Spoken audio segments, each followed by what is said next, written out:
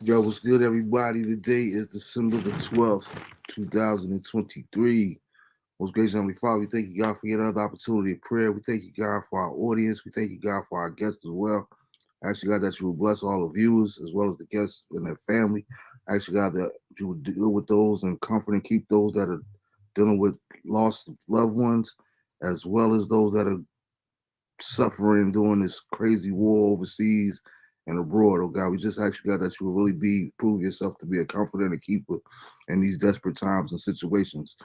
We give your name all the praise and thank you in advance. In Jesus' name we pray, amen. What's good, everybody? Let me know who's in here and what platform you guys are watching on, whether you're watching on Facebook or YouTube. Either or, please let me know which ones you're doing. And if you haven't already, please subscribe to the YouTube channel. That's the Marvin Bennett Jr. Show on YouTube, where we have all our content, and you can watch us live from there as well. Um, Born Day shout outs real quick. Let's see, you got Kalonji Battle, my man Marky White, Miss Ferdina Neely, Angel Hell, Christy Pizarro, Beautiful Janet Dodd, Darren Knox, MOG, Lamont Cooper, salute. Tamika Sutton, Doug McLaurin, Rabia Blackman, my man A Dub, Aaron Wiggins, Latoya Goodwin, Shamika Gardner, Yarmy Sneed, the beautiful Maisha Austin, Maxine Teller, and last but not least, my cousin Angelica Hicks, celebrating the day. Happy born day to all you guys. And my condolences to everyone that lost loved ones on this week. I know my cousin lost a grandmother, so my prayers are with Aunt Linda and the rest of her family as they prepare to celebrate the life of her mom. Everybody else that's going through, these holiday seasons, it can be kind of rough on certain people, this time of year with everything that people go through.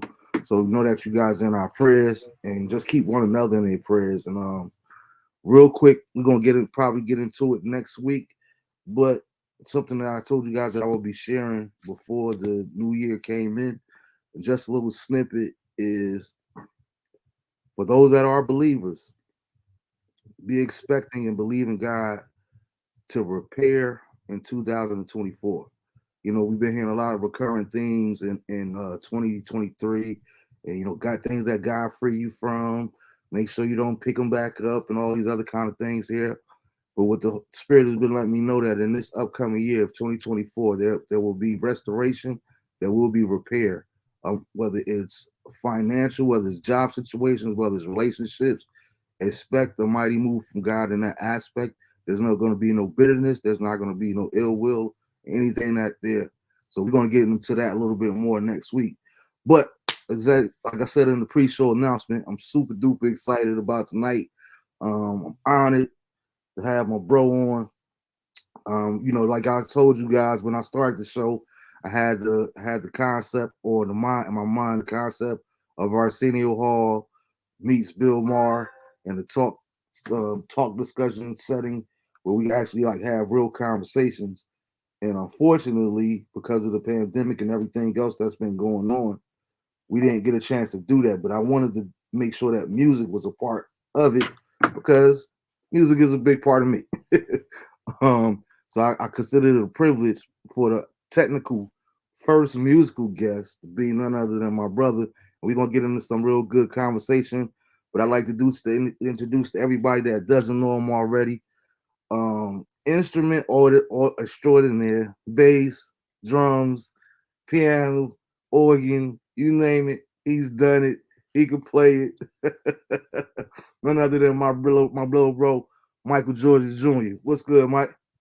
Man, I can't call it, bro. How you live? How you live? Man, another day, man. Another day we above ground is a good one for me. You already know, man. Word up. Gratitude, man. It's gratitude. Yeah, no doubt, man. So tell the people a little bit about yourself, man. Well, I ain't want to draw too much, or extend it too much. Uh, man, I'm a little. Well, I ain't little, but I'm just a northern kid, man.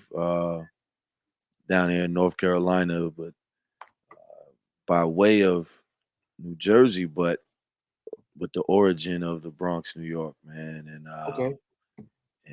Yeah, man, just a kid from up north, loves music, loves God, loves his people. You know what I mean? And just of course, like I said, I love music, man. I always try to make sure I spread love, awareness, um, and just heartfelt truth. You know what I'm saying, through the music. You know what I'm saying, the best way I can. That's what's up, man. So Yeah. you said that's a little tidbit. I ain't even know. You said Jersey. What part of Jersey was you at? So I moved here from South Jersey, actually. Okay. Small town, actually. I go from, which is always crazy, go from a big city to a small town. But Mm, I was used to both, man, because my mother's side of the family, they before me, way before I was born, they moved from Philly to Jersey, and then okay. um, and so that whole area, South Jersey, right before Delaware Bridge, Okay. small area called Pennsgrove, All right. and Salem County, and all of that, man. And so then my mother's side of the family is all from out in that area. Then my father is on them; they're from New York. So my father met in college in Ohio, and then they, all of the above. And so yeah, man, I moved here to North Carolina about 15 years ago, really from there. And man, I ain't never looked back, but I'm always been, just a northern kid. Like even with South Jersey, I know some folks from North Jersey always consider certain parts of South Jersey like the country, which to some Yeah. degree it is. Uh but yeah, man, it's it's still all Jersey. Like, and you know how Jersey Mhm. is regardless. So Yeah, that's uh how it is. And it's funny that you say that because I'm thinking when you first said South Jersey, I'm thinking Willowboro, all those spots down yeah, there. It's like yeah. we always tease them like if you're from Essex County, like that's the fake part of It's Jersey. fake part of Hey, Jersey. Yeah, hey, what's good, Erica Janelle? She in the comments. She like, yeah, Penn's let's go. Yeah, great. Erica, 'Cause she's from Jersey, a part that I've never heard of either. Yeah, yeah. 'Cause you just said That's that Marv only thinks that Essex County is Jersey. oh, Not yeah. true. Not true. You Like can you can throw Union County in there too. you, yeah, And it's funny son. that you say like how it's country down there because growing up, especially when you're in North, Yep, our thing was always like, why are we considered the Garden State? Like if we want to see grass, we have to go to the park. Like you had to go to the park. Yeah, we didn't have any grass, so why are we called the Garden State? But then, like you say, once you visit down, venture down to South Jersey, you start to see yeah. animals and cows and farms and all this other kind of stuff. Like, yo, we still in Jersey? It's It's like worlds apart. it's Worlds apart. different. Like the further you go down the turnpike or whichever highway you take, Yeah. the more and more you seeing more grass or more more crops and all of that. You know what I mean? I took my wife up there once, first time, and the hotel we were at, the house across the street had like it was pretty much like a farm almost because the lady and the husband they had like different animals right across from the hotel, and I was like, oh yeah, now that's the difference between North Jersey and South. You're gonna get like you might get some country portions, here and there, Mhm. but then you go right across the street or literally up the street, Yeah. you might hear gunshots. You never know. Absolutely. It don't matter. Yeah. You know what I mean? So it was always that. Oh yeah. Well, I see Erica's joint. She said her mom grew up in Woodstown. Yeah, Yeah. yeah. Woodstown all day. Uh-huh. Cow the flea market was Cowtown. That was the name of it. Okay. Down there in Woodstown. You know what I mean? Yeah, But see, y'all schooling me. I don't know nothing about down there. Think I've yeah. been to Cape May a few times. I see even with Cape May, like you get down to that end, that the lower it's that southeast or Mhm. southeast part of Jersey, that's all more the shore and all the Yeah. water and all of that. So Nothing but water. yeah, nothing but water. You know what I mean? So it gets weird, man. But you get all part. I think that's what I appreciate about whether it was Jersey, um, New York, not just New York City, but even state. You know what I mean? You Yeah. get a variety of so Yeah. much up there, you know what I mean, depending on where you go. Cause like Mhm. my mom actually had me in Camden at Cooper Hospital. Okay. To my knowledge, her water got a little funky, water broke in church or something like that. And so they Mhm. went straight to Cooper Hospital because it wasn't far from where they was. And so, in Camden is yeah, Camden gets Camden is about it. Gannon, yeah, yeah. Gambling is about it. Gannon is that. Um, so yeah, man, uh, like I said, I'm just a northern kid all day. You know what I mean? Between living and growing up in Jersey, and then also growing up in Gun Hill Projects. You know what I mean? In Okay, the yeah, Bronx. You know what I mean? So it's I had like the best of all worlds to me. You know what I'm okay. saying? Being in both. And then, like you said, you can sprinkle whatever you want to, a melody, song, whatever. We keep the conversation however you want to flow, bro. I But got you. you talked about Gun Hill, and you was heavy on one of the hip hop show episodes that we did in the comments, and I wanted Yeah, to ask you about that. For you, before we get into the gospel and yeah. testimony ministry and all that, for you growing up there, how did that impact your sound, so to speak? That's an easy fix. Of course, everybody that knows hip hop, of course, Bronx is birthplace, and Hmm. then you can go to deeper roots and areas before that. But as far as where the parties and all that stuff started, where they established and considered it hip hop was in the Bronx, and so hip hop was always around. And even the rest of my life, hip hop has always been an intricate part of my life. So the aggression of hip hop, the passion behind hip hop, the truth. You know what I mean? Hmm. For some or for a lot of Yeah. rappers. You know what I mean? And then it's still testimony. You know what I mean? For a lot of those who either come Hmm. from that life and rap about it, or those that can relate to people that rap about it and lived it. So I think it always influenced me. It always drove me somewhere. I was Hmm. always a very big lover of hip hop. I don't think there was never a time that I didn't um, have a love for it. You know what I mean? Because even before my serious salvation, I had to Hmm. put that as a disclaimer, my Yeah. serious salvation, because I got saved as a kid, Hmm. because everybody else did it. But no, like even like during my serious salvation, man, it was always a hip hop. Like people ask me what's my top five like genres that I listen to, Hmm. and even though a lot of people know me from doing gospel or Christian music, um, they would not know unless I told them, Hmm. hip hop and rock have always been my top two genres Okay. most of my life. And then I go classical after that, strangely enough. You know what I mean? So it's like almost like these dynamics that Yeah. Yeah. night and day. And so yeah, hip hop has always been a big factor for me. I've always, man, from of course you got the Bronx natives, your KRS and Hmm. you know what I mean, and Hercs and everything else. Then you go in the '90s with Joe Crack and Pun Forever, all of them different people. Um, but then as you spread out throughout the other boroughs, man, of course Jay and Nas, uh, Busta Rhymes has always been top tier for me. Yeah. Absolutely. Absolutely. And then even though those that are part of the five boroughs, we talk noise about one particular borough, but there's a group that come from out of one borough that you had no choice but to respect, and they've always been top tier for me, and that's Wu Tang. So Mhm. I to this day I still blast Wu Tang Clan. Yeah. Like it's just as a part of my nature. So even with correlating into what I do with my music, um, when I do a lot of when there's up tempo music, and then Mhm. sometimes even my ballads, there's a certain aggression that I look towards, Mhm. um, and that passion from anywhere else, unless I have my moments where I kind of tap into my hip hop bag. You know, what I mean, I might listen to some old Reasonable Doubt or Yeah. um, what I mean, like I can go through a whole list of albums that I that I listen to this day. You know what I mean?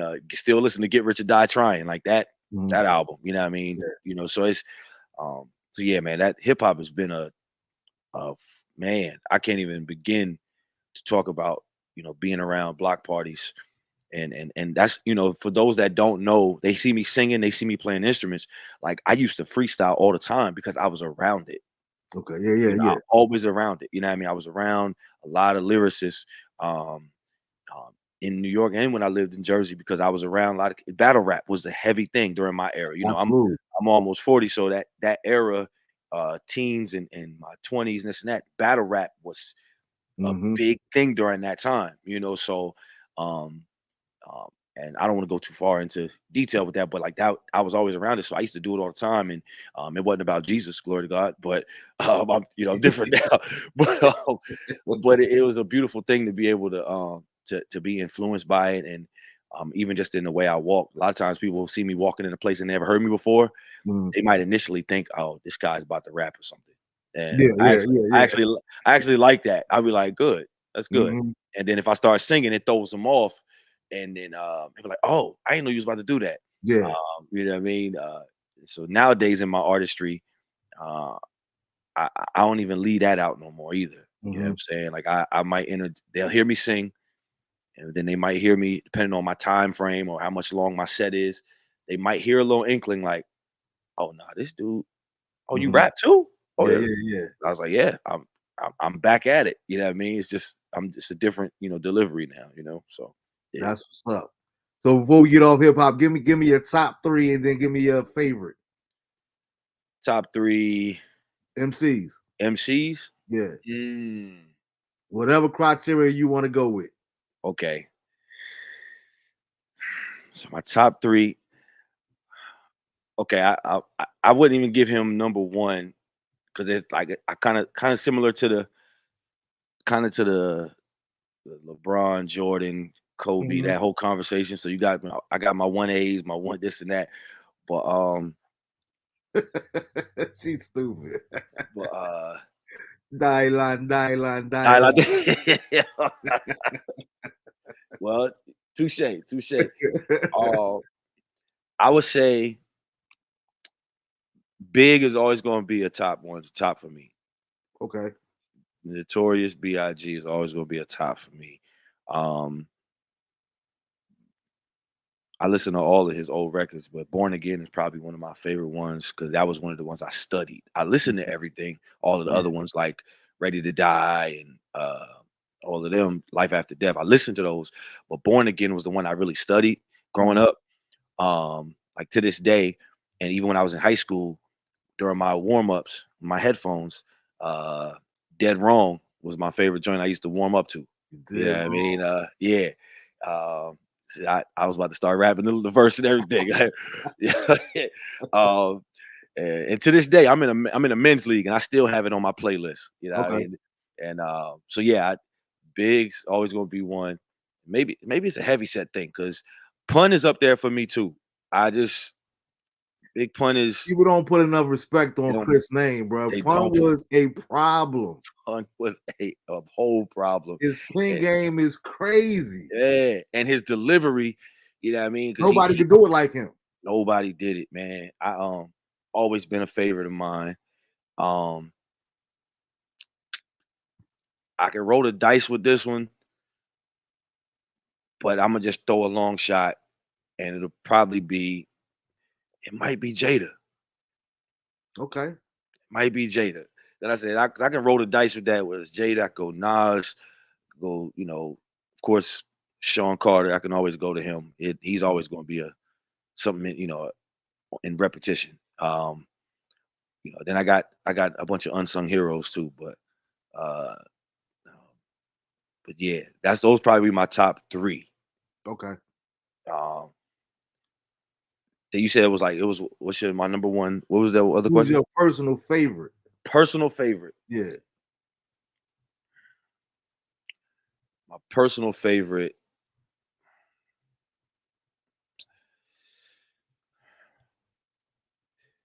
Corey Guns.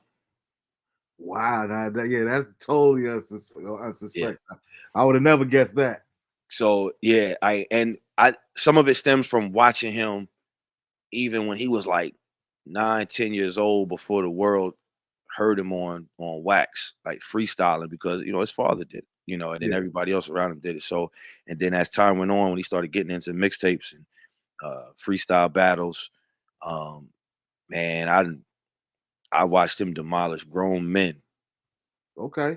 even some grown men that wouldn't even they won't even they won't battle him. They wouldn't battle him. Like, nah, I'm not going against him. Like he all right. Um, so that's probably my number one. Then I brought him up earlier though, but Busta Rhymes is probably also as far as a known one. Yeah. cats really don't. Yeah, they talk about his energy on stage, Hmm. but if you like encrypted his words, like watched his Yeah, lyrics and read his lyrics, you're like, yo, this absolutely. like this From dude day one. from the beginning. Yeah, yeah. You know, and it's, yeah, though it would probably be that's probably like another 1A, 1B because Hmm. I play them religiously to this day.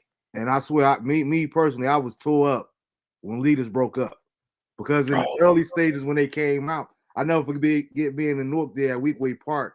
They used to have this music festival out there, yeah, and nobody had ever heard of these dudes before. right, right. Nobody had ever heard of them. They had no album out, no, they wasn't signed, no nothing. And I was the first person I got that I was like, yo, this cat is cold with Charlie Yeah, Brown. Charlie, his pen game was crazy. He knew how to do the little jokes in there, right. all that other kind of stuff. But his wordplay was nice. Oh yeah, The reason that we remember Buster though was because Buster, he was animated back oh then. yeah. The reason that we remember He Buster though was personified energy. yeah, absolutely. Like he commanded your attention, even if he ain't Mhm. say nothing. He was Yeah, when he came on the screen. You like, yeah. It was who just is this? always Who this something guy? about him. This Yeah, dude is like, okay. He had his yeah. own little, he was like a rock star in rap. Uh, he was his own hype man, and he Mhm. was his man's hype man before he even had it. He was Spliff Star before Yeah, he had a Spliff exactly. Star, and then when Absolutely. he got the mic, just move out the way, let him do what he Mhm. do. Yeah, so I've always been a diehard Busta Rhymes fan. I Yeah, still got to listen to the rest of this album that he just put out. I got to listen to the whole thing. I just hadn't had the time to listen to the whole thing. yeah, same here, same here. I think I got through maybe 4 or 5 songs, and I Yeah, like what I've heard so far. yeah, You know what I mean? But is he? Yeah, Buster is definitely slept on. yeah, So and like you said earlier, so is Chris. I mean, Big Pun. So shout out to Chris, man, because I don't think enough people really put enough respect on his name because Fat Joe kind of put them on the map as far as the Puerto Ricans and stuff. But yeah. Fat Joe will tell you himself when it comes to rhyming, he don't want no kind of smoke when it was came to Big No, Pun. And nobody. you're an artist, so one thing that always fascinated me about Big Pun was one his size, Yeah. but how he was able to kick it so fast and so fluidly Oh, without losing his breath. he knew because it yeah, and you could tell after a lot of trial and error or just a lot of practice, he just knew how he knew his breath control. Like, yeah. He knew how to find that rhythm in that pocket to be like, you know what, let me how many words can I get in right here on this breath Hmm. and then catch a breath, stagger breathing or like, all right, it's so many things that I used to watch, man. And he would sit there with even if he was sitting down, just Yeah. it's just rolling. Sound like one of them auctioneers. You know what I mean? Like Exactly. I'm like, dog, this But it's not just saying a whole bunch of words fast. It's if you break it down, he he was really saying something. Like, yeah, Pump was one of those ones. and contrary to what Fat Joe is saying now, what they were saying back then, they really did. Like I was Yeah. they Yeah. really did. Was it Joe Budden? I think it was Joe Budden was on his podcast. It was like Joe is lying. He's Yeah. like Joe is lying. Like he trying to be politically correct now, but Yeah. no, we know what Joe come from. Exactly. Like, That's why he yeah, lost so much money with the FBI on him and everything else. Like Joe was really in them streets. he was really out there. Like, Like for real, not really, play. there was no games with a lot of the cats, the older cats. You have some that you probably be skeptical about, Mhm. but and there was a lot of them, like especially if you lived out there, Yeah, you knew who was real, who wasn't. you you seen it.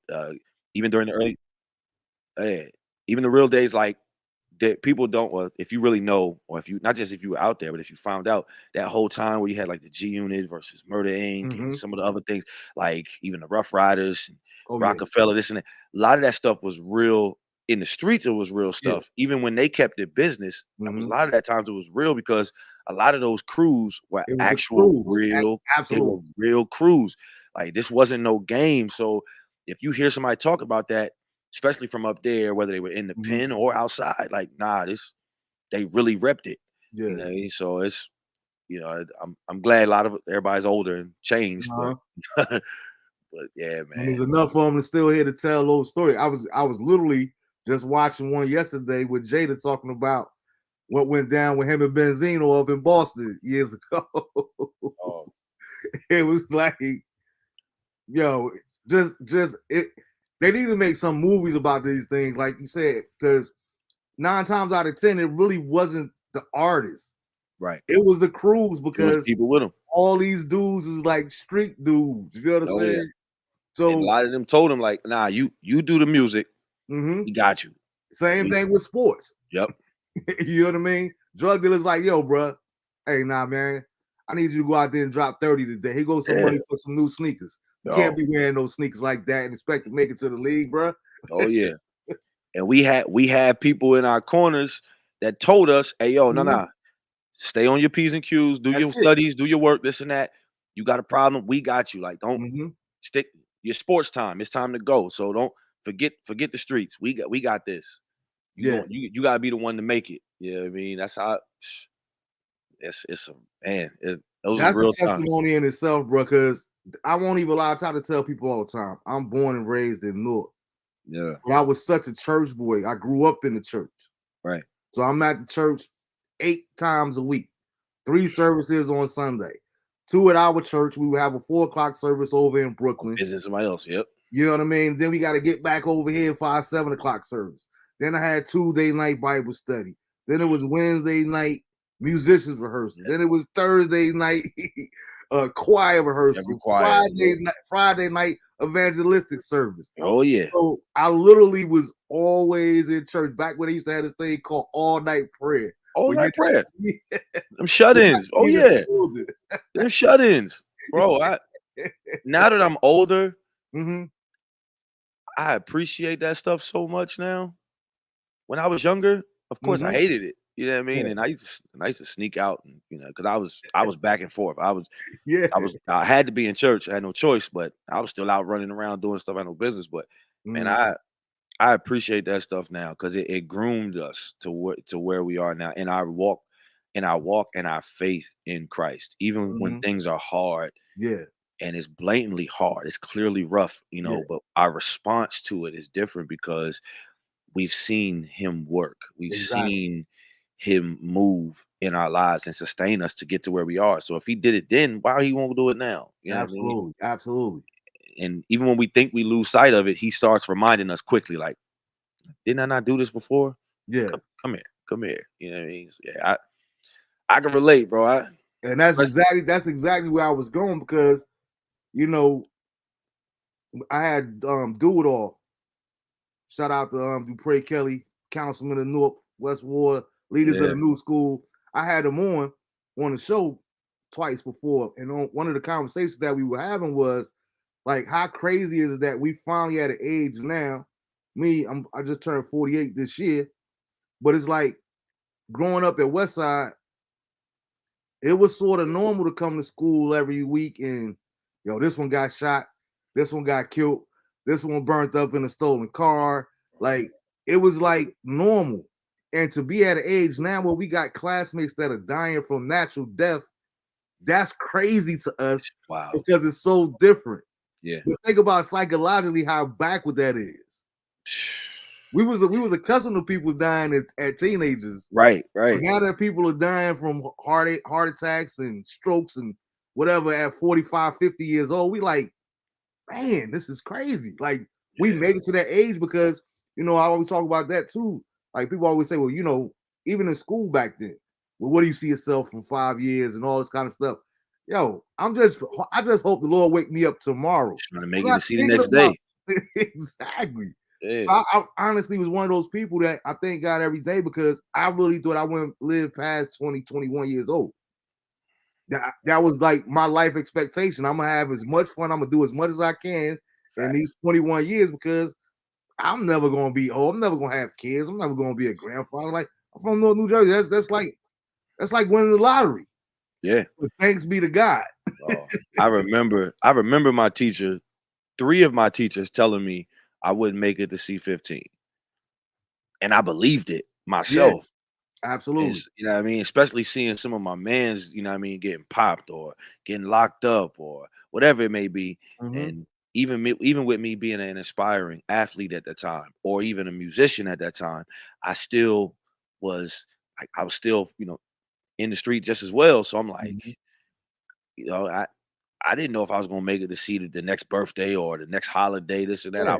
I was hopeful, and Mhm. thankfully I had the faith builders and faith establishers around me to kind of help coach me through that to their best ability, even when they didn't think I was listening. But Mhm. like, but man, Yeah, I ain't it think was I was. soaking you in. It Yeah, was soaking me in, and I had this conversation with my bishop before he passed.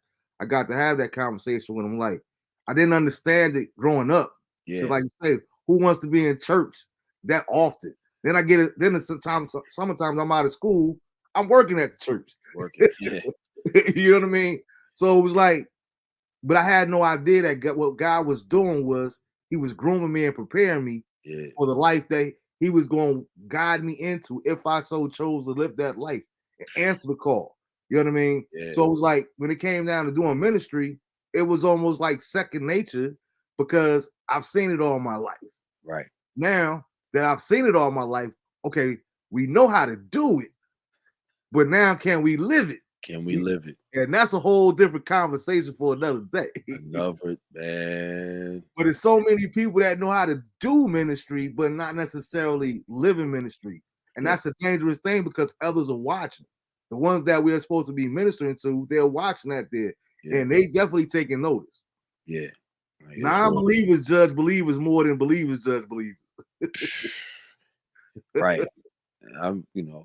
I try to be, I try, and in those things, I try to be a good, I try to be an example. And at times I've done it in the wrong way, but in my own way, just trying to explain to some those that are non-believers. I was like, man, honestly, we just as jacked up as y'all, if not worse. That's why we in Absolutely. the building. Hmm. That's why we still going to church because Hmm. it's keeping us sane. You know what I Yeah. mean? It's keeping us like contrary to what you think or what sometimes what we even think, it keeps our sanity to be able to relinquish our own will, even if it's just for those moments when we're in Mhm. service or during our alone times in worship. It sustains us to relinquish our own will for his, and it's allowing him to do whatever he wants to do.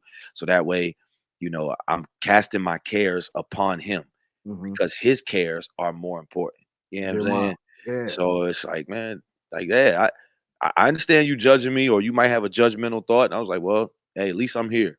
Yeah. That's the best way I can give it to Exactly. you. Like, I'm here, I'm there every week, or whatever days I need to be, Hmm. because if I didn't have these issues, I'd have no reason to reach for them. Hmm.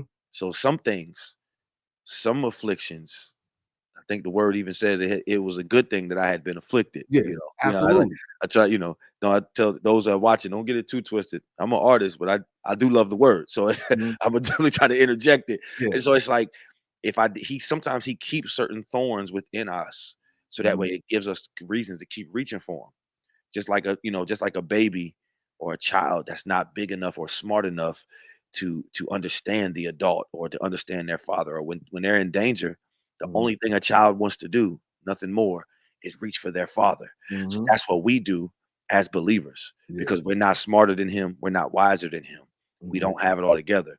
So these thorns keep us in a posture of vertical, like, okay, I'm trying to get closer to him. Yeah. You know what I mean? So yeah, I embrace it. I'm not that person that kind of, and I'm sure you kind of like that too. Like Yeah. I don't run away from whether it's non-believers that, try to, judge or feel some kind of way. And I'm like, nah, you Nah, entitled. bring it. I'm Yeah, ready. bring it. You entitled to feel how you feel. We can have a conversation. I'll Because I tell you always why I'm say, right. and I've literally had this conversation earlier today. Like, Yeah, I don't mean it arrogantly at all. But at the end of the day, there's only one person that I have to answer to. You feel what I'm saying? And that's when I stand before him on judgment day. So your judgment of me, it means nothing to me. I couldn't care any less because what right. you think, even if you think that I'm in one accord and I'm living a holy lifestyle, doesn't matter if he says contrary to that. So I'm not even focused on what people think. I'm not even focused on what I think. All I Makes want to hear sense. is, Lord, what are you saying? What are you saying? Where am I supposed to go to ministry? I was sharing that with somebody today. To this day, Yeah, when I go back to Jersey, the first place I go is the old block I used to be on, yeah, right? Because people like, what you doing over there? Even when you go home to preach and stuff, you on the block? Yes. Because guess what? They got souls too. And TD Man, Jakes can't go on that block and minister to can't people. go. But TD guess who Jakes can? ain't going. Mm-hmm. Joel Osteen ain't going. Exactly. Stephen Furtick. The list goes on. A lot of them ain't Mm-hmm. going. And that's a whole nother, subject too as to why they don't go or whatever. But that's no here Yeah. nor there.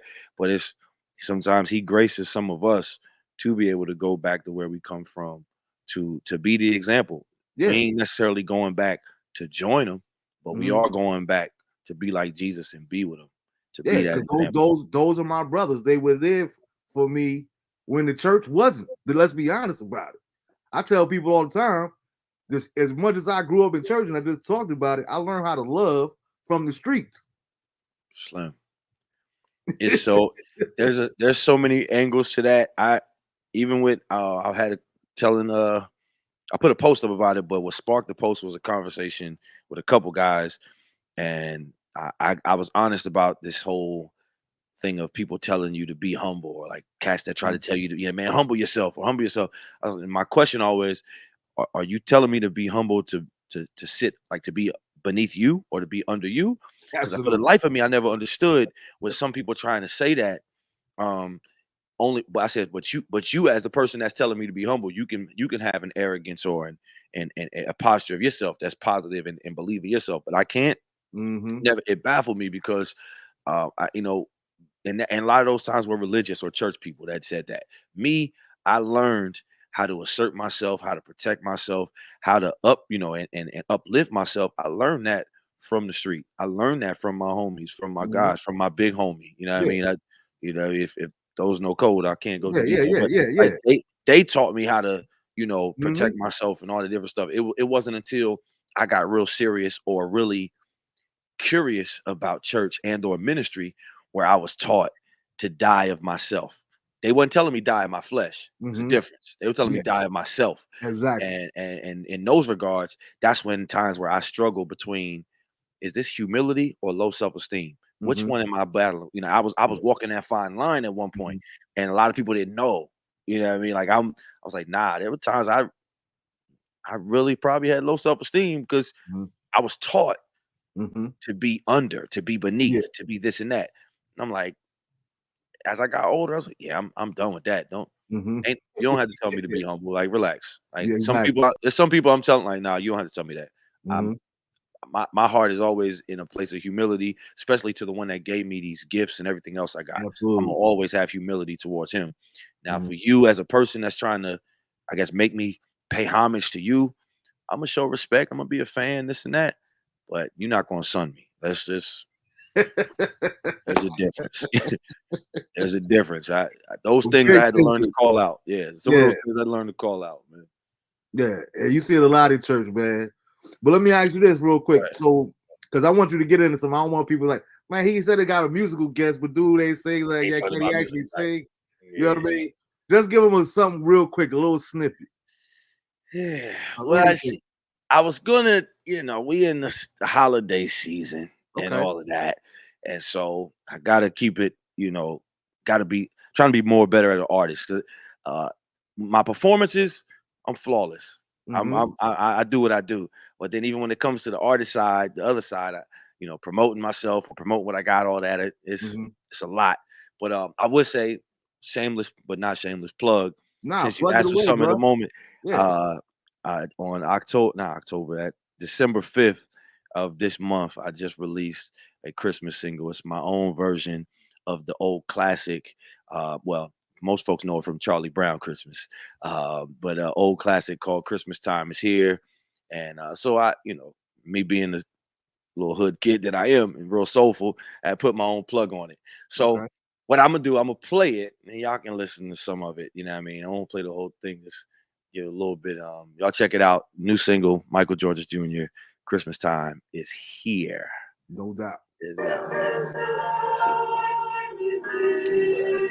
So,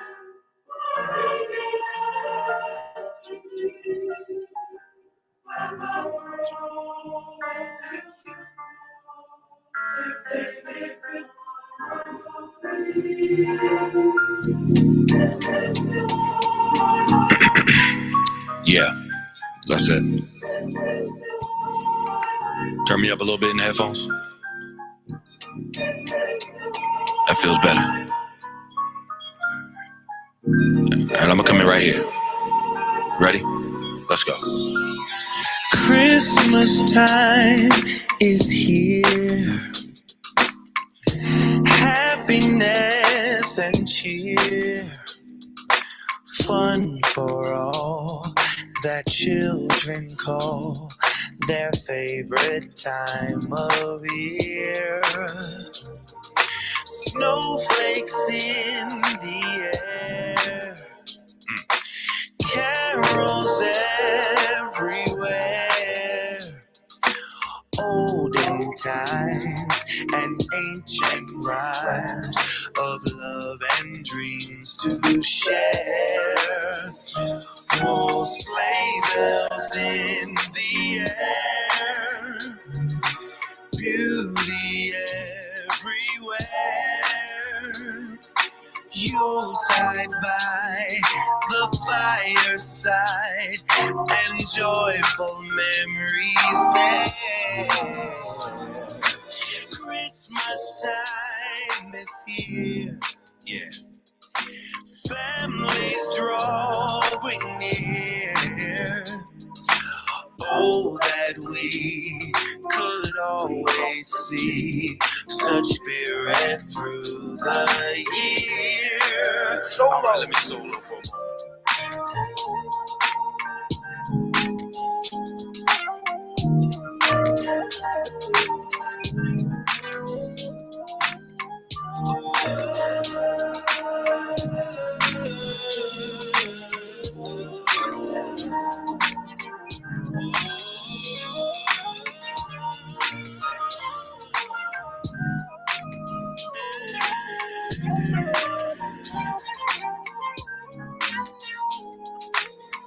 Yeah, I said I was gonna play a little bit, but it's almost over anyway. Yeah. I know, I heard it. All right, let's do it again. Oh, sleigh bells in the air. Beauty everywhere. Yuletide by the fireside and joyful memories there. Christmas time is here. Families drawing near. Oh, that we could always see such spirit through the year. Fun for all that children call their favorite time of year. Oh, that we could always see such spirit through the year.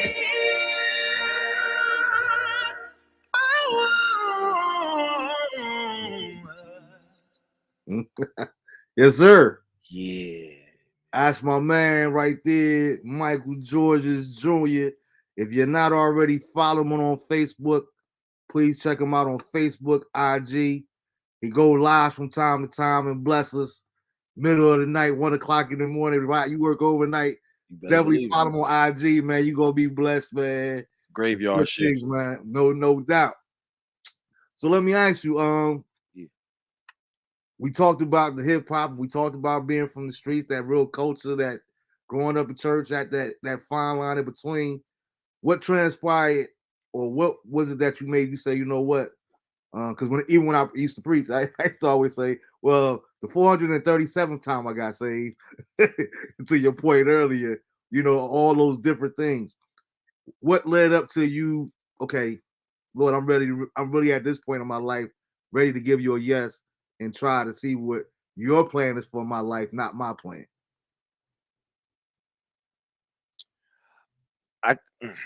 I don't have one particular time that I guess I where like that was the ultimate moment. Like, okay, God, this is it. I think literally it was countless attempts of trying to do things on my own and screwing up and over time, just realizing like your way seems to be better. Mhm. You know, like I've done a lot of different things, whether good things, not so good things, got in trouble here and there, been locked up before, all those different things, and if I were to use one particular time, then yeah, it might have been when I did get locked up as an adult, because I did get locked up before as a teenager, but that's nor here nor there. But my time being locked up as an adult, and in my eyes, I was wrongfully accused. It was just conspiracy of, you know, I didn't snitch because I don't want to go into that. I didn't. Yeah. I wasn't a snitch, and that got me in trouble, of course. Mhm. And so, remember being in in my cell at the time, and just having a talk with God by myself, looking at it at the time. I don't know if they still have them in there, but at the time they're in prison cells. They had Bibles in there at one point, and mine had a Bible. And I remember finding different scriptures that my great aunt, my aunt Ida, we used to call her Aunt Puff. God bless her dead. Um, she used to make me memorize scriptures when I was a Yeah. kid, and so not only did I memorize them, but I used to remember where they were in the Bible. I Mhm. always remember, like, it didn't matter. I could open the book and just find it because I remember that I had to recite them. I had to just memorize them for a long time. So I used to have to read them a lot. And so I remember reading different scriptures, and Romans 8, the whole chapter of Romans 8 was one of the scriptures that stuck out the most that during that time. And and then it got to verse 8:20. It got to verse 28. Mhm. And for we know that all things work together for the good of them that love God and who are called according to His purpose. Mhm. Um, and so those things, like that particular scripture, kind of helped enlighten me. That was the time that I tell a lot of different people that was probably the moment that I really gave my life to Christ or rededicated my life to God seriously. Um, and so, man, over time, man, I think those are the things that helped me flip. And then even went back to what I said at the beginning, so many things are doing wrong, and then realizing His way is different. Mhm. Um, He literally, to me, I feel like God took certain things away from me, Mhm. and the only things that He left me with was music and Him. That's what I felt like. I Yeah. just felt like He took away my basketball dreams of trying to play ball, play college ball and go pro. Mhm. He took away my aspirations of still wanting to be a drug dealer. You know, Mhm. um, and I didn't get popped in order to stop. I watched two of my mans get popped, and something clicked in me and said, I might be next, so I'm gonna stop.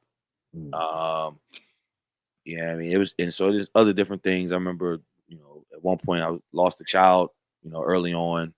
Um, My at, condolences.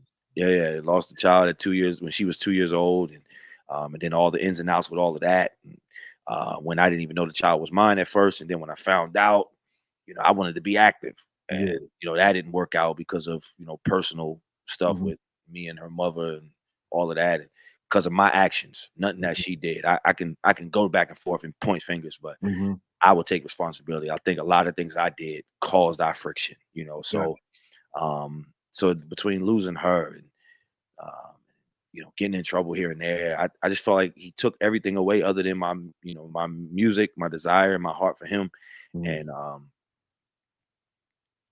it just started to come into full circle of songs that he was giving me that I'm thinking he was going to give to somebody else, or like maybe I'm writing these for somebody else to sing. Mhm. You know what I mean? But the more I was writing them, I could hear other people singing them. Mhm. And during the time that I heard other people singing them, I wasn't singing them. I was like, yeah, no, Yeah. I can give them to somebody else or shop them to who it is, whatever. Um, but every time I considered it, I was like, nah, you need to sing this. Yeah. Like there's a couple songs that I sing to this day that I always remember when I wrote them and who I Mhm. wrote them for. I Yeah. wrote them for somebody else, Mhm. and a couple times they performed them, or tried to, um, but they never sung them again. And when I resurrected the joints, I was like, okay, so this was meant for me. Okay, God, I got you. I don't want to fight. You know, Yeah. I don't want no smoke. yeah, I don't want no smoke. So, yeah, man, it was just him relinquishing a lot of different things that were my preference, and leaving me with something that was my passion. You know what I mean? Yeah. My preferences was, sports and the streets and Hmm. all of that, and girls. You know what I'm saying? But, yeah, yeah. But of Uh, course, right. So, um, but man, it was my passion for music, my love for music. Um, he used that, you know, for his glory. No matter Mhm. what I sang, even if it was gospel or if I wrote an R&B song or whatever it was, no matter what I wrote, it was back to him. It was always back to him. It still Yeah. is. You know what I mean? I could definitely relate to that, man. And it's almost like Andre Croucho's song, "Take Me Back." Take me back. And I remember growing up, like, eh, I get it, but I really don't get it. Yeah. And it's like once I started getting old and I got farther away from that period of my life where I really dedicated myself to doing nothing but the will of God. Yeah. No me, no I whatsoever. Like my pen game was strong. Hmm. I loved being able to do praise and worship. And he literally give me a song right there on the spot. Right. Right. And this is before we was recording everything. This is before the home videos and Hmm. all that there. So people be like, yo, where can I get that song from? It doesn't exist. Like Yeah. that's just what he gave me. Well, It are you ain't gonna out yet. record it? I don't even remember it because I was so in the moment.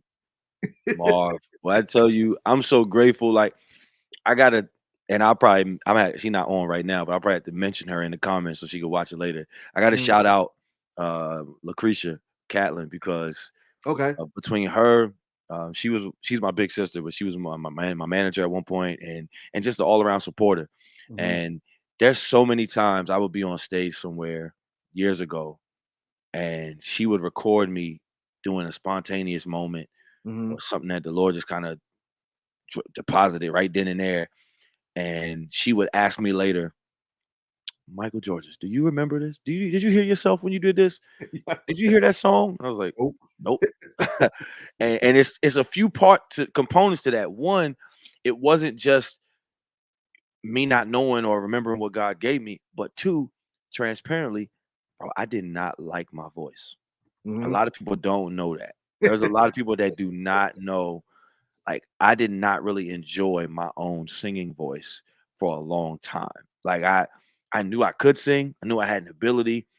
Um, but I didn't really enjoy it. So I wasn't even like the guy that it wasn't a big on me like, back in the day when dudes used to sing. The singers around the Yeah. hood, they Hmm. sung to try to get the girls, this and that. That wasn't really my thing. I was Hmm. around a lot of other guys that did it.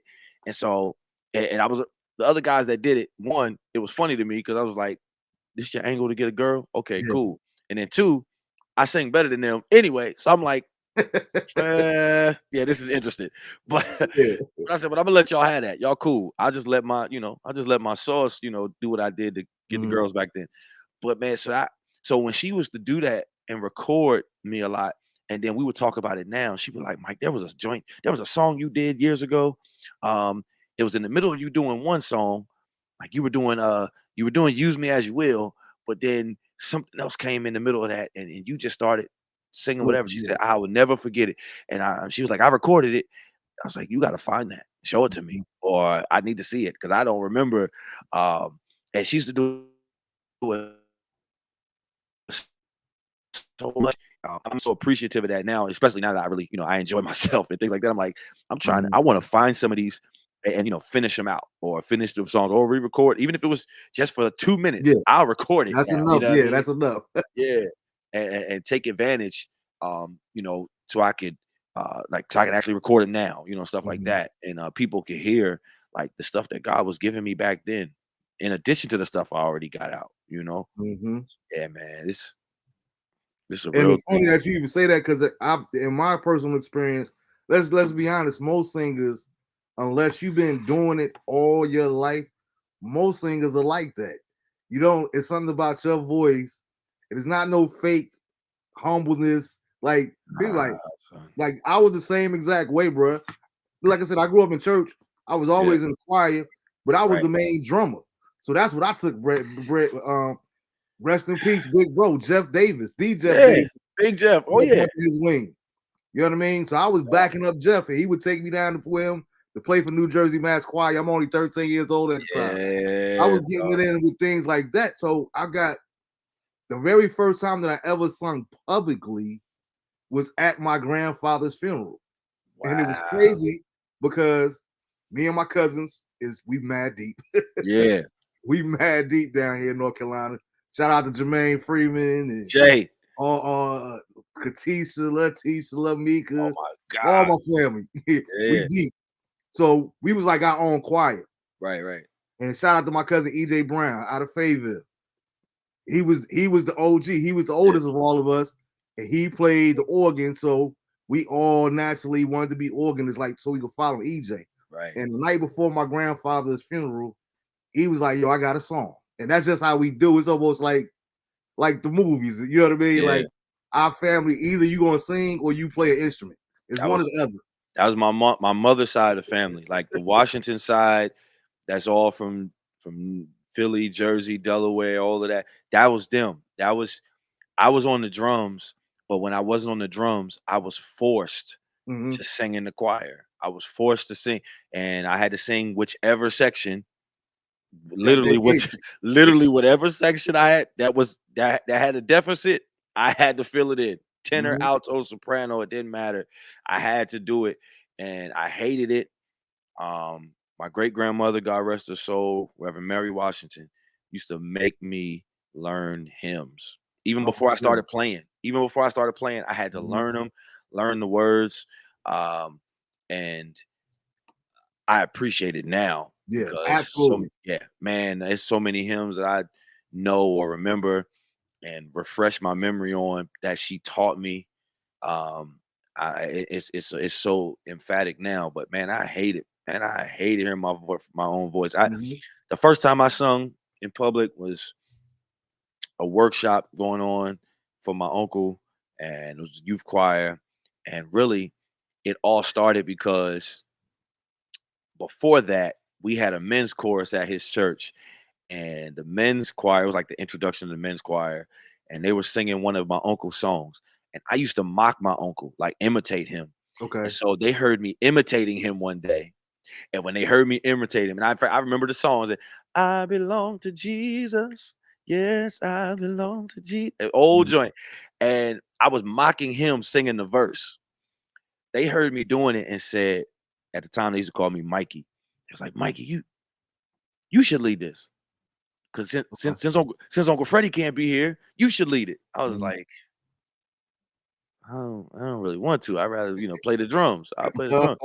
But we had also had other drummers, so they was like, nah, let Sadi play or let Andre play. Let one else. All right, cool. And so ever since then, that's how it was. And I was nervous those first two times, but Mhm. then over time, my nerves probably left because it was like, okay, I already know how to do this, even though I don't want to. So it Mhm. became natural. But and I used to cringe even as I got older. I had Mhm. an insecurity about my voice, and when I listen to old stuff now, I know like where I was mentally Mhm. and all of that, and emotionally or Yeah. intellectually. What So exactly what you I were going through. yeah, and I knew where I was at, and I heard it in my voice. So I'm like, man, imagine if I had the mentality or the posture that Mhm. I do now when I recorded this then. Man, even just the music, the Yeah. production, like Yeah. everything, it would be so different because I would have taken my time a little more. Mhm. I would have been more detailed, more nuanced. Um, so when I listen to my music now and then listen to music I recorded years ago, it's like it's almost surreal because I'm like, dang, Yeah. God, I've really grown up. Like I've Mhm. grown up in this. You know what I'm Yeah. saying? And so yeah, dog. I love the And to journey. me, that's the beautiful thing about artistry and musicianship Yeah, is because when you really love it and you have a passion for it, you learn to yeah, embrace the moments because you right. can't recapture moments. You You cannot can't recapture. you can't recapture they like to use the word shed. I remember we were doing sheds before there was a thing. Shout out to Hey, Natalie Simmons. She responded earlier. I hope she's still in here. Nat, Yeah, yeah, SOP, that's fire baptized right there in old, New Jersey. good old Flip Joe. Yeah, Flip, man. come on, Oh, man. Come on, the man. I know all them folks, the Andrews crew. Yeah. Uh, So you know. what? And when you Oh know, yeah, you know. I still, I, I'm still waiting for Marvin to come from out of the woods in Fayetteville, come see me. He was trying to get me to drive out there, but like, man, I Mhm. ain't driving out there. Those that know Tiffany Andrews from Flip, Sunday yeah. Best, like, nah, yeah, I know all of them cats Mhm. from ages ago. That's family. Those my peoples, man. Yeah, Blanche. Blanche, Don't, what? don't don't sleep on Blanche. Come on, And man. because like I said, I was always the Jersey cousin. Yeah, And all my cousins were down here, but right. all over the state of North Carolina, Durham, Yeah, Fayetteville, Greensboro, like all over the state. But when I would come down to my grandmother, she lived in Hope Mills. Shout out to yeah. Hope Mills. So when we would go there, EJ was rocking with Philip Bryan at the time. Good old Phil. And going to play for Jodeci and all these other cats. So he'd be out there on the road throughout the week and then church on Sunday morning. Like Good getting it. old Phil. So I it was crazy because it was like such a small world. I'm thinking uh, I'm living a world apart from them, but they know everybody that I'm connected to in Jersey, and I would come down here and vice versa. I'm gonna tell you how crazy, like not crazy. I still to this day I watch anytime I watch an award show, the halftime show, Mm-hmm. so many different things. Like I my cousin used to be like they went to school together, him and Adam Blackstone. Adam Blackstone used to play at my uncle's church. Okay. He's from Willingboro, New Jersey. Mm-hmm. And then he went to University of the Arts in Philly. And him, my cousin Fred, this cat Ben O'Neill, and it's a whole crew. Like I remember being up under these cats, and a lot of times I was around them because my mother was trying to keep me out of trouble. Yeah. Even though it didn't always work, I was Mm-hmm. around them, to try Right. to. And she knew I love music, but man, I remember being around them, and so to see, all them now, and to see them, and even over the years working with it, who knows the who's who of who's who. Mm-hmm. I'm just like, man, like I am a byproduct and understudy of all of these cats. Brian Fraser Moore from Philly, Lil Okay. John Roberts from Philly, Eddie Hayward from Brooklyn. You know Eddie. what I'm saying? Like Eddie and Gerald. Gerald. Yeah, I'm a literally a kid that stands on the shoulders of so many cats because I was in the rooms with these cats, Mm-hmm. learning from them, being a Yeah. sponge, even when I ain't want to. Like, you know what I mean? Like, you know, I had to refresh Marvin's memory some years ago. You know what I Mm-hmm. mean? Being up there at St. Paul's and some of the other different churches up there. I was like, yeah, I was a little snot-nosed runt being in those places, you know what I mean? Whether they let me play drums or not. I just Yeah. happened to be there because I had to, you know what I mean? But I was like, man, I'm a I'm a kid sponge. I'll Uh, be right over there in the corner with Jeff, next bro, to the amp, just soaking it up, waiting, like you said, bro, waiting on my turn. And it was such a beautiful thing. That's why I brought that up because shout out to, rest in peace to Nathaniel Simmons, Nat's pop, big name. because there was a beautiful thing. Like I said, shedding wasn't a thing for us at this particular time. It was But just growing up jamming. in Newark, That's what it even was though we called. was at church, come Friday night, once we get out 11:30, hey, y'all come on in here. Stuck around and just played. We exactly Yeah. 1 o'clock, 2 o'clock in the morning, it didn't matter. But guess what? He was also giving us a chance to not be in the streets. Yeah. You know what I'm saying? Like a safe place where we could we into worshiping God. We into the music. You know what I mean? So it kept us off the corners. And I think that's a lot of the problem with churches these days is I don't see enough outreach and that open line of communication because it's necessary, especially in some of these hoods. Yeah. So that's a beautiful thing, man. I thank God for him being so far ahead of his time. And when I find, I'm gonna try to find it because it's this one that was on YouTube with Flip that I watch all the time. All the time they killing. Um, Rodney said, "I'm just now learning some of these names, working in secular world, and now managing a Christian artist. I'm still learning this genre. Absolutely." Yeah. You know your boy got you. Now, and the dude that's in the comments, he went to church with none other than Whitney Houston. Okay. Oh yeah. Okay. Enough said. He went to New Hope. No, I was about to say that's New Hope, right? Yeah, Yeah. yeah, yeah. He was a member at New Hope. He's actually in the Wow. video, All the Man That I Need, in the choir down at Assembly Hall, down South Brook. Wow. You know what Yo, I mean? that's So it crazy. was like a small circle of us. So when it came to hip hop, I grew up on the next block from Wyclef. Lauren is right down the street. Yeah. Plies is 3 blocks that way. Redman graduate. We know him as Reggie Noble. He Right. graduated from Westside High School, the same high school I graduated from. So we Okay. was never really starstruck, but because before all these people made it, we was with these jokers in the park at the parties. You know what I mean? Yeah. Folks from other parts of this country or the world have Don't no understand. clue of like just it's a natural ease when you see it's a pride, like dang, I'm proud to see these cats made it.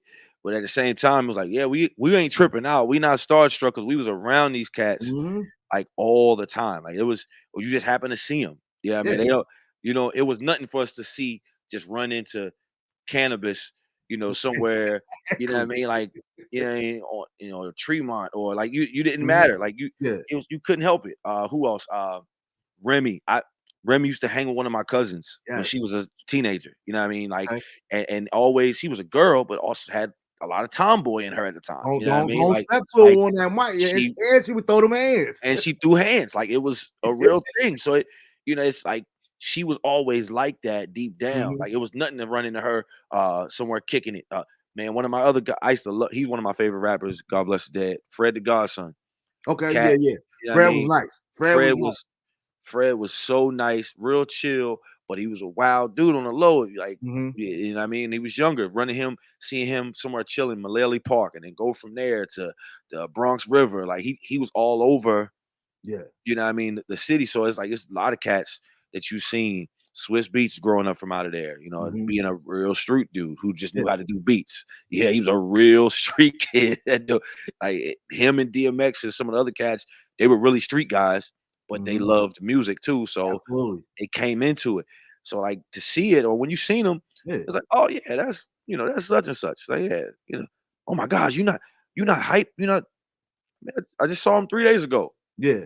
You Yeah. go you literally go over to Ill Town, you be on 15th, North 15th Street, Central Avenue, Main Street, and you might catch Tretch walking down the street with a Right. machete. Yeah. Like literally. You might run in. You just Like it was such a real thing, bro. these And it's cats. like it's funny because I treasure these things, especially like now, like I said, when I see him on TV, I still Yeah. see Red doing his thing, and Latifah become Latifah. I remember seeing Latifah Dana wear number 33 playing in Irvington High School in high school basketball. Oh You yeah. Oh, my my uncle, my uncle used to be a part of the crew that threw parties. That well, of course, everybody know him as Kid, but Chris know? Reed, Yeah, yeah, Kid and yeah. Play. My uncle used to be at some of the whole crew that used to throw parties with these cats back in the day. Okay. Before House Party came out, this and that, like before they Hmm. got signed like heavy, they were on the verge of getting Yeah, signed. And my uncle used to hang with these cats. And it's the same uncle that used to do some other stuff and yeah. introduce me to some other stuff. But like you know what I mean? Like it so I remember being around and meeting a lot of these cats and like being a little bad kid, just you know, in those times, you treated them like they were normal. You Hmm. know what I mean? Because they were just everyday people. You know Yeah. what I mean? Who just so happened to be graced out of the thousands or millions of people to be Hmm. graced to become stars, to Yeah. become something bigger than life. So man, I'm always I've and you people be surprised who come from these areas, even Absolutely. even the ones that they don't think Don't never are coming make it. from that. Yeah, Or they do what like Latifah said in Truth. They just local. they local. Some of them but kill some of these national artists straight up and down. That's that's honestly why I still talk about people like Corey Guns and Mhm. Fred the Godson because I remember my personal opinion a lot of times, like when I heard Corey on some of Wayne's joints, what I mean, I was like, man, this was only a matter of time. But they're not gonna give Corey too much gain. He don't get too much burn. Because if he get too much burn, he might outshine a lot of this Young Money crew. Mhm. He going to outdo because rhyme wise, he's toe to toe with a lot of them cats. You know what I mean? Mhm. Like to me, he's always been toe to toe with somebody like a Drake and this and that. And I like Drake. I think he's Mhm. phenomenal. But I was like, but Drake also had the persona and he Yeah. had the, he had the package. Mhm. Corey was always going to be the street guy that you didn't know if he was going to out rhyme you or rob you. You didn't know. Yeah, so it was that thing. But like a lot of cats from up in that area and in other boroughs and other parts of Jersey and this and that. Mhm. Like I hear Joe Budden talk about a lot of cats from Jersey City and some Yeah. of the other areas all the time that he knew, like, nah, they was just as nice, if not better Yeah. than me. You know what I mean? Absolutely. He said, I just was lucked out, by the grace of God to be the one to get signed, whatever. And it's a beautiful thing when you be around that stuff. Mhm. Um, and we embrace it just like like the fans do. It's Yeah. just, our approach to it is a little different. That's it. Because I never forget being in a bowling league there in Jersey, Garden State Lanes, and we was Garden in the State finals. Lanes. Oh my gosh.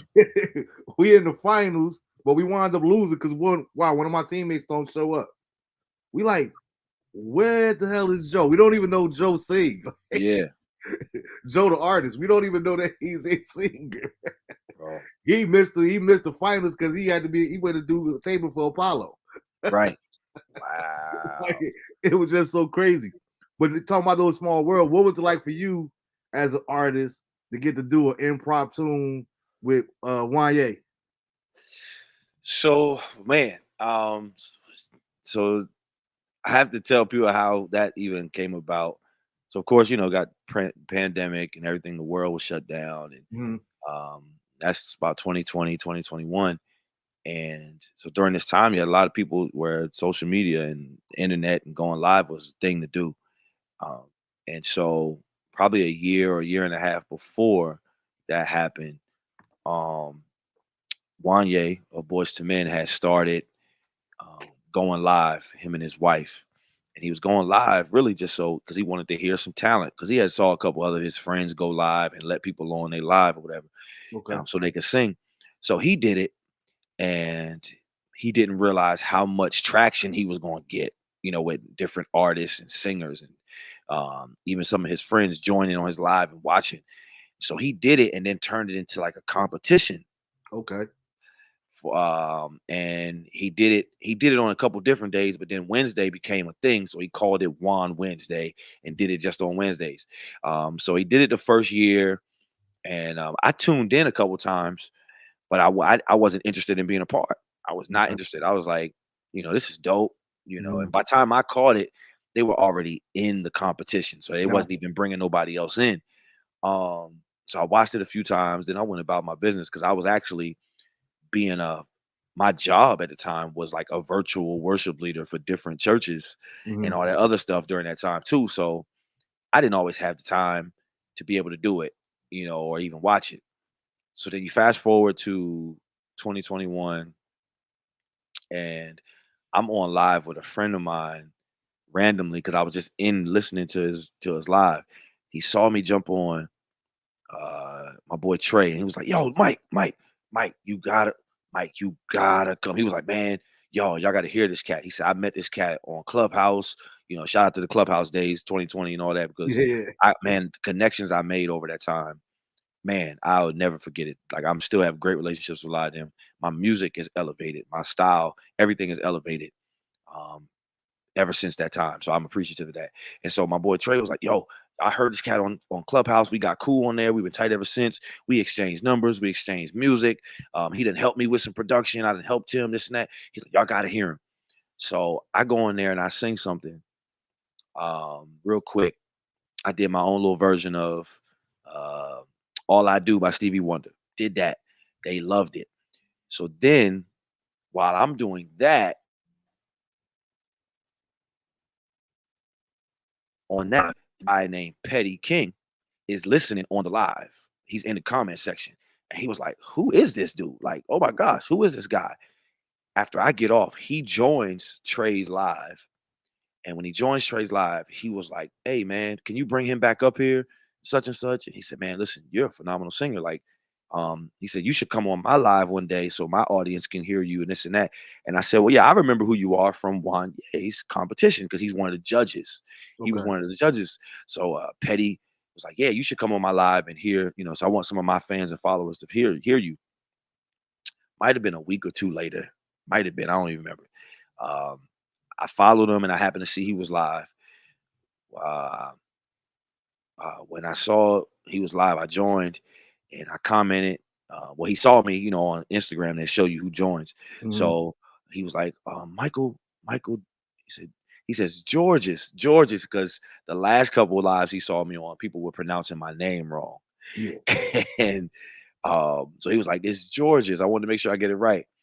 And so he was like, "You should come up here, come sing." He invited me on. I came on. Um, while I was singing, he messaged Wanye's wife. Um, Shout out to Amber Morris. He messaged her, sent it to her, and when he sent it to her, um, she joined and was listening. She heard me singing. When she heard me sing, Wanye was next to her, and I didn't know. Okay. Um, so he heard me sing, and this black man jumped up out of his bed, put on a robe, and joined the live and was like, "Yo, where have you been? Like, where you come from? Like, what is the deal? Yada yada." And I said, "Man, I've been around." I said, "You know, I've been watching the show. You know, I watched your Mhm. show, and I said, but I just been, you know, kind of being a fan. You know, this and that." I was like, "Dog, you are one of the blueprints, if not the blueprint of the '90s. You're Mhm. Wanye Morris, you know, whatever." Yeah. And so um, when I was on the live first time, even with Trey and Petty, he asked me what I consider being a part of the competition. I was honest, like, yeah, I don't really do singing competitions. I rather keep my competitiveness with just sports. Mhm. Um, like then I seen like you know your Sunday Besses and the Voice and all of those and American Idol. I seen all those. My mother and some others had been a part of it. I just wasn't interested. I was like, there's a lot of politics into that, and I Mhm. know this is on Instagram Live, but I was just like, I'm not big on the competitive side of it. But then when I got on and Wanye joined and asked me himself, him and Petty asked me to be a part, I was like, well, since you asked, all right, I'll join the competition. Um, and so, man, I was in the competition for like almost a year. Like I was in Okay. this joint for almost a year. Um, and man, it pushed me because there was a lot of talent on there. It was a lot of cats from that because it was 2 seasons of it. They called them seasons. So you had season one and you had season two. I was part of season two, and we had a lot of talent. You know what I mean? Even some of the season one cats came back and auditioned again and tried again and all this other stuff. Um, and so, man, I was in the competition. Might have we were in there. That competition was about, I think, 9 months. I think 9 months, whatever. Oh wow. And yeah, and man, it put me on my toes, not just from enhancing and strengthening. It made me practice more than I did in a minute on my vocals, my technique, my performance. Yeah. Even though I was virtual, it made me practice and hone in my craft um, on visual performance as well as making sure my audio was correct. You know what I mean? Like, because I was still trying to get better at that. You know what I mean? Even Mhm. during the pandemic, like, how do I get my audio to sound clear and this and that? I was working. My good God, I was working, but it taught me a lot. And then I made it, man. I was one of the top three, or I was the top two winners of that competition, and because I was one of the top two winners. Uh, I actually got an opportunity to fly out and be a part of not just the reunion, but I got a chance to just hang and spend time with him and his wife and his family and the other people that were in the competition, folks from season one, and so much, man. So it was a blessing to be able to sit. Um, First off, to just spontaneously be heard by him, Mhm. to be spontaneously heard by him, and then him ask me himself about being a part of his competition. You know, throughout his competition, other artists, big name artists, were watching, whether they were watching on their own personal social media accounts or like through burner accounts because they didn't want people knowing. I remember somebody telling me that Mariah Carey was watching through her hairstylist's account Oh wow. while her hairstylist was um, doing her hair. She went live because you know her Wanye and them is tight.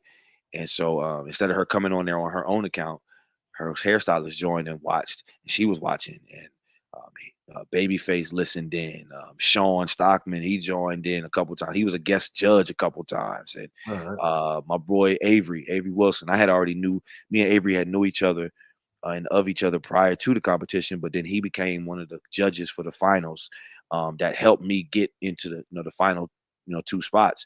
Um, man, and so many other different people that were watching. And so even that, man, like I might not be the most known person just yet, or big name artist, but Mhm. man, the folks know who I am, Yeah. and I'm okay with that.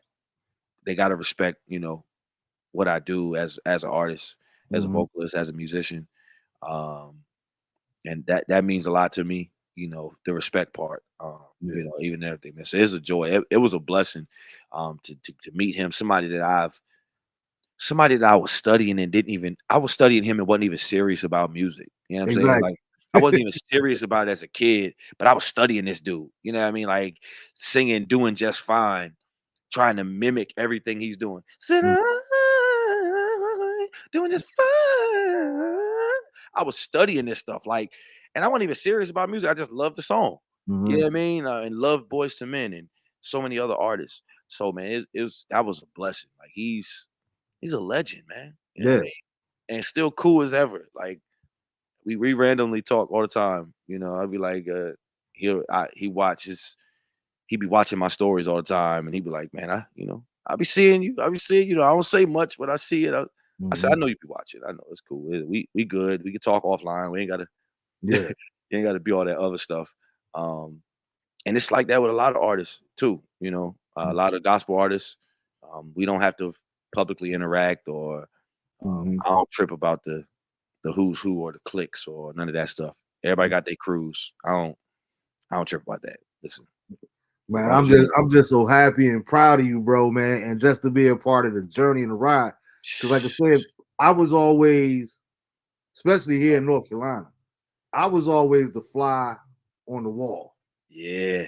Like I'm in the same room with some of y'all jokers. Y'all don't even realize that I'm there because I mean, first of all, I knew because I ain't, because we was tight, you know what I mean? And then, you know what I mean? So I knew that. But a lot of other cats, they didn't know. yeah, because I think the first time I ever seen you was at, I want to say maybe Mount Zion, either at Mount Zion or a church Yeah. on Glasscock there in Raleigh. It was And this was a Glorious Church. wild. This I'm talking about Glorious Church. way back, yeah. Glorious Church on Glasscock, yeah. Because my bishop was down there to preach. Bishop Yep. James H. Evans, rest in peace. He was Yeah. down there to preach, and I slid through. And I remember seeing you cats. I'm like, yo, dude, because rest in peace too. Hey, Rod, this is another one I'm gonna send you that you need to check out now that you're crossing over and managing Christian artists. But you reminded me so much of as far as authenticity and where I seen God taking you and things of that nature there. When I first seen TC,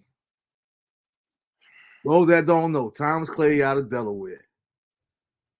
I was like, yo, I get chills. I got chills just mentioning his name because I had never seen a flow in church like that ever in my life.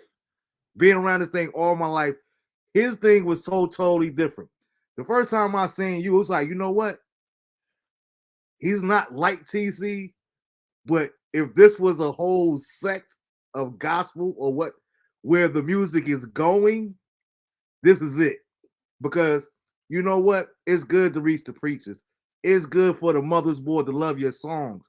But bruh, we need those ones that we grew up with on Gun Hill. Yeah. We need those ones that I grew up with on South Orange Avenue in Newark. We need those ones to listen to what we got to say. Because they gonna hear us. They, you know what? He's the same dude as me. And if he could give God a try, why can't I? And Yeah. that's the beautiful thing about your ministry to me, why I'm so proud of you, right? Because you don't look like what they want you to look like. You don't carry yourself. You got one judge and one jury, and you live according to the convictions of what God tell you to do. So that alone, Yeah. bro, because we know churches, politics, and all this red tape, and well, we want you to do this here. We don't know about the dreads, and you know, you got all these different stipulations. Oh, a few couple years ago or a few years ago, I had on Twitter or wherever, I don't know. Mhm. I was somebody called me a Rastafarian worship leader because that's the only thing they could allude to Mhm. within the context of course, their view, but just what they think, Mhm. locks represent. And this, I don't give no names, but they're part of the evangelical side, and Okay. the Southern Baptist Convention, crew, that whole Mhm. SBC crew. And when they saw me on one of their SBC stages, they that was their nickname for me, the Rastafarian worship leader, um, or Bob Marley's grandson or something, Yeah. because of my locks. Um, and I mean, I embraced it even then. It was funny to me. I was like, Yeah. "Oh, okay, that's the only thing you can allude to. That's the best you got." Okay, Yeah. all right, Yeah. whatever. But and I've the politics has been it's all over the place. But I I'm learning to be a chameleon in certain moments and spectrums, and Mhm. whenever I need to be.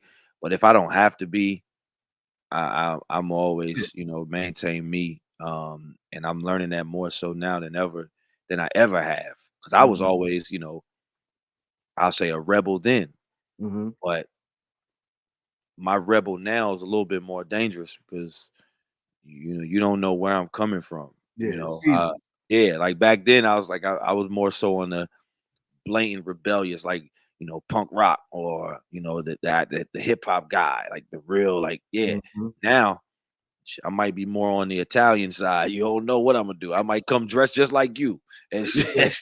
you know, and still come out here mad aggressive, or whatever. Mhm. So you never know what I'm gonna do. Um, and I think God has graced me to figure out who I am, embrace who I am, and what He's called me to do.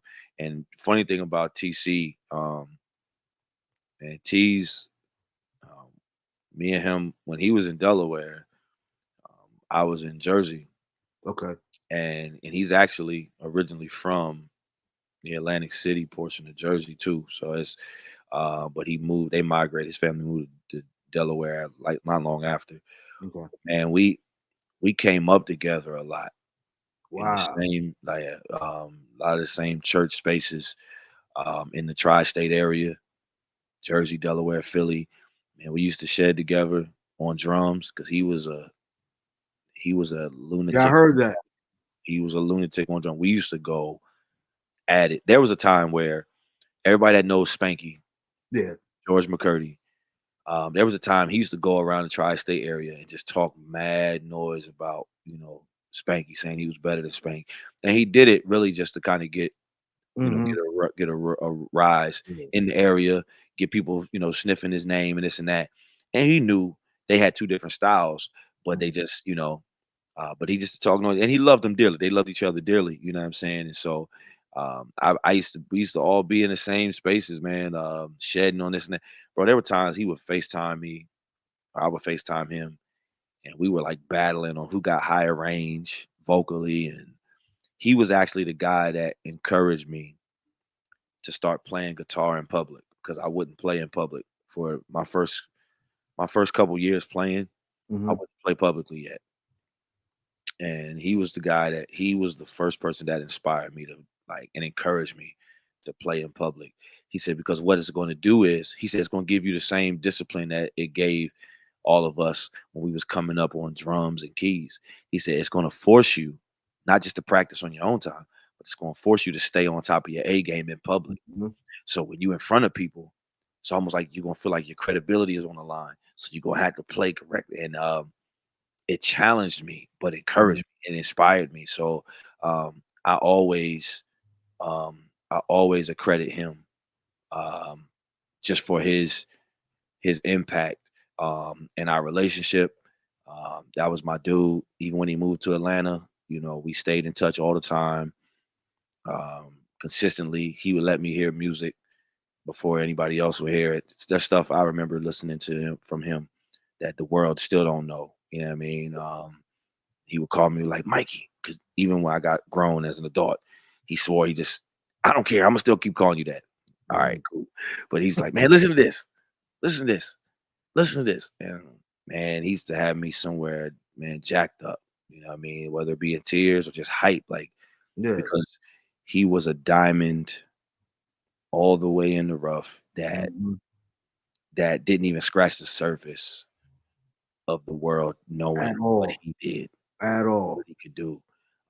And so and even when I hear a lot of people talk about um that recollection, like, man, you remind me of this guy. And I I had remember, no idea about you yeah, guys' relationship. None yeah. whatsoever. Every time I hear it, I always like I chuckle, but Mhm. also it's like, man, like, because That's crazy. Yeah. even though we weren't alike, we were alike. Yeah. And so That's what I was trying to say. yeah, Exactly. and so it doesn't like it never it encourages me when I hear it because Mhm. that that he is my guy. I ain't gonna say he Mhm. was, you know what I mean? Mhm. It's been 7 years since he's been gone. Mhm. And I still think about that day to, October 16th. You know what I mean? Yeah. I always remember that.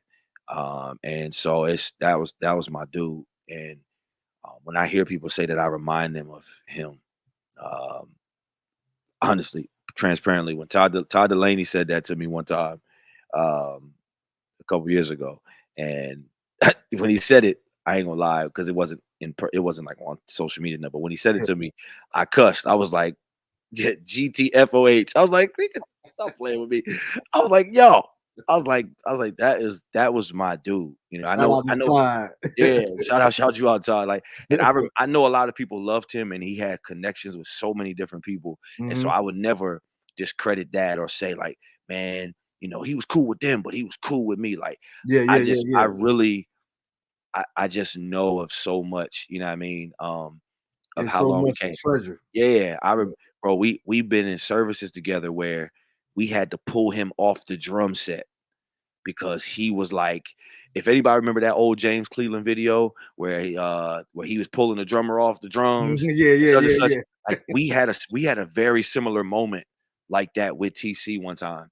It was me and he was playing for my uncle's church choir, and I was actually directing the choir that day. And so we got done singing. He was still playing. We had to move on with the rest of the program because other choirs and groups had to get up, but he was going bananas, and the rest of the band was too. But he would not let up, and so we Mhm. had to pull him off the drums. Like, nah, son, you gotta get up because we gotta move on. It's already late in this musical. Like, we gotta go, and like so that man, we got so many memories together that transcend even before he started being public with his music. You know what Mhm. I mean? We were teenagers when we first like really clicked. You know Gotcha. what I mean? Long before the world knew. And me and him and so many others too, from the tri-state area when I was, there. So yeah, that's man, I always value when somebody said that, like, man, you remind me of this guy. You ever heard of him? I don't know if you heard of him. Man, it's this guy named TC or Thomas Mhm. Clay. I was like, yeah, y'all call him TC or Thomas. We used to call him T's. That was Yeah. my dude. Like that's yeah, you know what I mean? And to listen, to hear if you hear his son, Oh, wow. the older his son gets, The more he sound.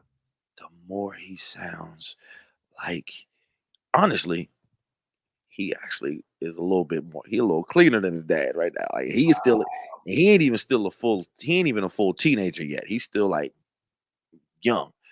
And the older he gets, and I think he's a cheat code because his mom can sing too. Because his Mhm. mom, 'cause Inez can really go too. So he got that like double cheat code where he got his dad, but he got his mom. And man, like Like he Melvin. yeah, like for real. And if you haven't heard him yet, like if you go on, it's Rich Tolbert Jr. from New York, Mhm. worship leader. Mm. Um, on his album, he actually has a song that's you see tears on it. And if you listen to that, you could hear inklings of the residue of his dad in his voice. But that's from a couple years ago. So you hear him now. I listened to a video of him, his mom put up a couple weeks ago, and I had to turn it off because I had like it got real emotional. I was like, oh my gosh, Okay. he's starting to sound more and more like his dad. Like this is It's just crazy. It's just like Trey, just like Melvin Third. Like Yeah, it's scary. yeah. How that residue and Melvin's also a cheat code too because it's like His mother she is mother so was missed. yeah, his mother was an alien, and then Absolutely. his dad was extraterrestrial as well. Yeah, he was Melvin. It's and then you take those two, and then whatever his own individuality is, Mhm. and then his surroundings, his circle that inspires him. It's yeah, Melvin just doesn't count. I tell Yeah, him all the time. I call him Melvin Cheat Code Chris Bell the third. That's your name. yeah. Okay, embrace it. He is the embodiment of the cheat code. Without It question. doesn't get that when you have a mother that sings like that, your father that writes like this and plays like this. Shout out to Uncle Butch. We used to go over there to work with them all the time. Like Uncle Butch, he had a relationship with our bishop. You know what I mean? Institutional. I was about to say, We over there back in the day, like we going back and forth across the water, bro. yeah, You know what I'm saying? I, But it was nothing to us because, like I said, the streets was dead. yeah, But I thank God for my personal experiences that I was so naive. I didn't realize the atmosphere I was around because I was always in church. yeah, yeah. Because I mean, it's for a lot of us. The streets was there, but then church was there just as much, if not Yeah. sometimes more for some. You know what I mean? Mhm. It's I've always been um very very intentional about letting people know, like, yeah, I was in the streets. I was, Yeah. but I had to be in that service, um, whether on the drums or if they made me sing in the choir, whatever. Like, I had to be there. And then even as I got older, when they weren't forcing me to be there, You I wanted had to. my own obligation to Uh-huh. be there. So it instilled in me, that desire. So like even now, where I'm surprised to see myself, you know, going from a street little gang member to a worship leader or things like that, uh, it's not surprising to a lot of other people because they was like, man, nah, Mhm. like you was wild. We used to wild out, in the street and Yeah, stuff, yeah, yeah. but we always knew like you Mhm. was different. You had something different, and so it's not surprising too much to a lot of people from back home. It's more so they proud to Yeah, see, but I didn't see it or didn't want to see it. That's how I looked at it. I didn't there you want to go. see it. And that was the main thing. And with me, I could be if I be totally honest, it wasn't that I didn't see it. I just ran from Rant, it. Like I was a track star. I was nah. I hear what you saying, Lord, but nah.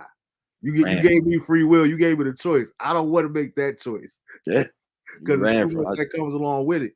So it I used to ran. always baffle me when I would go back to Jersey and see people from high school and stuff like, I'm a preacher now. And they be like, yeah, that's not far fetched. I'm Yeah, like, what?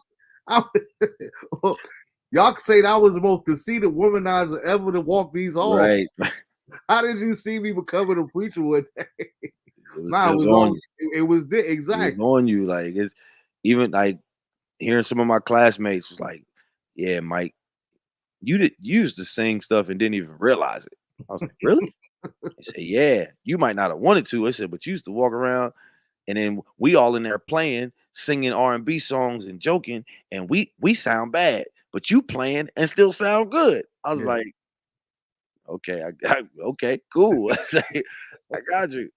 And so yeah, man, it's always funny how it goes full circle like that because people see Mhm. stuff when we don't see it, or we just like you said, we ran from it. I was like, I Yeah. don't want this Mhm. because we seen too much. We seen too much, Exactly, behind the scenes, on the scenes. We seen too much. So it's like bro. if it take all of that, I'm good.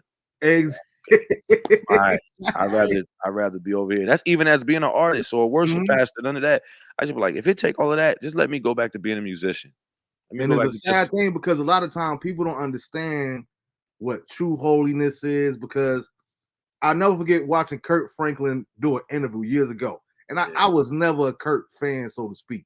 I respect him, but I was never a fan. yeah, But I seen him in his interview where he was talking about how he was struggling with pornography as a teenager.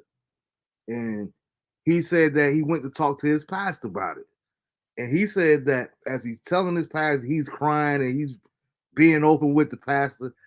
In the pastor's office, He said he sat back in the chair, lit a cigar, and said, "Boy, you just becoming a man." Mm-hmm. And for the first time in my life, it was like, you know what? Everybody wasn't raised in true holiness like I was. I Right. thought that all churches was like my church. Right. You know Right. what I mean? You live the God-fearing lifestyle. You know what I Yeah. mean? If it was a hindrance, not necessarily a sin, if Right. it's going to be a Hindrance. hindrance for me doing ministry, I need to leave it alone because I care more about pleasing God and ministering to the souls that He has for me than my own agenda.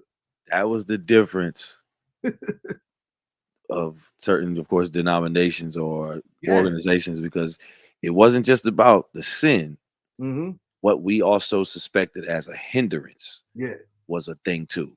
That's it. If they suspected that it was a hindrance, it's not of God. You It's got to not. Yeah. repent It's to it. no. It's not no point because I want God to be pleased. I want to hear, Right. "Job well done, my good and faithful servant." You know what Right. I mean? Oh yeah. That's what mattered to you. Well, man, we could talk about music all night. I just got two more for you before we get out of here. Oh Real yeah. quick. You lost your dad. I'm big on fatherhood, right? You know, we Yeah. always give props to the mom. That's always been a joke. And you know, score a touchdown. Her mom and mom up to Kevin Durant with his mom at the MVP speech. You the real MVP. Like we always give these props to our mothers. Not to say that they're undeserving. Right. Right. I like to hear some of that same affection and love, compassion, and thankfulness toward fathers. What exactly did your relationship with your father mean to you? Um. Uh. I'm sorry. My wife was texting me. My bad. No, you good. Um.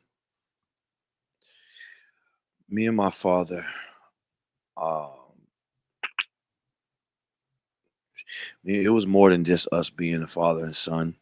Especially these last um, 10, 12 years, if not more, probably longer than that. Um, it, it it started to become not even just more so codependent, but we were like best friends. Um, he was my mirror. My father was my mirror in a lot of ways. Um, I I learned a lot of what to do and what not to do as a father, just watching him. Mhm. And then even as so for about 10 years of me living here, I've been here almost 15, but for probably about 10 years, he lived here with me. Um, I didn't like my father's living situation prior to him coming to me. And I made a vow that when I got on my feet, the way I needed to get on my feet, even if it was like as soon as I got my first apartment here, I was like, man, I'm getting myself straight, and I just need you to come and live with me. I just need you to get, away from there. And it went from me, finding having him a place to stay so he can get on his feet and start over, to a time where he was just there, and we were like, and not even just him being there. Uh, to some degree, I would call it enabling, Mhm. but I also, man, I was trying to care for him because my father never. First off, the thing I learned about my father never knew how to be one. Okay.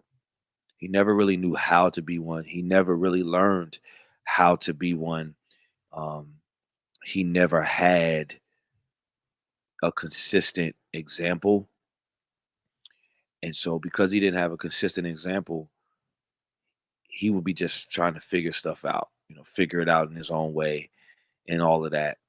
Um, but even before that, man, my dad was my coach. He's always been my coach. He wasn't just a disciplinarian in me. Came to sports, all things sports, especially basketball. He was the one that was hard on me all the time. He was my pusher, my encourager, but he was my teacher. He taught me a lot, showed me a lot when it came to sports, the Mhm. mechanics of basketball, especially. I always cherish him making me walk around dribbling a tennis ball, making me go shoot free throws and all of that in the morning at the park before I went to school. All those different things that he made me do, even when he wasn't my coach, whether it was rec league, whether it was, summer league, even organized ball. Even Mhm. if he wasn't my coach, I heard his mouth on the sideline, coaching me and my teammates or whatever. Um, and man, he was a light that shined wherever he went, and even when he didn't realize it. And I also looked at my dad as, the more I got to know him, he was a guy that wanted to spread so much love simply because he didn't receive the love that he always felt he desired or wanted.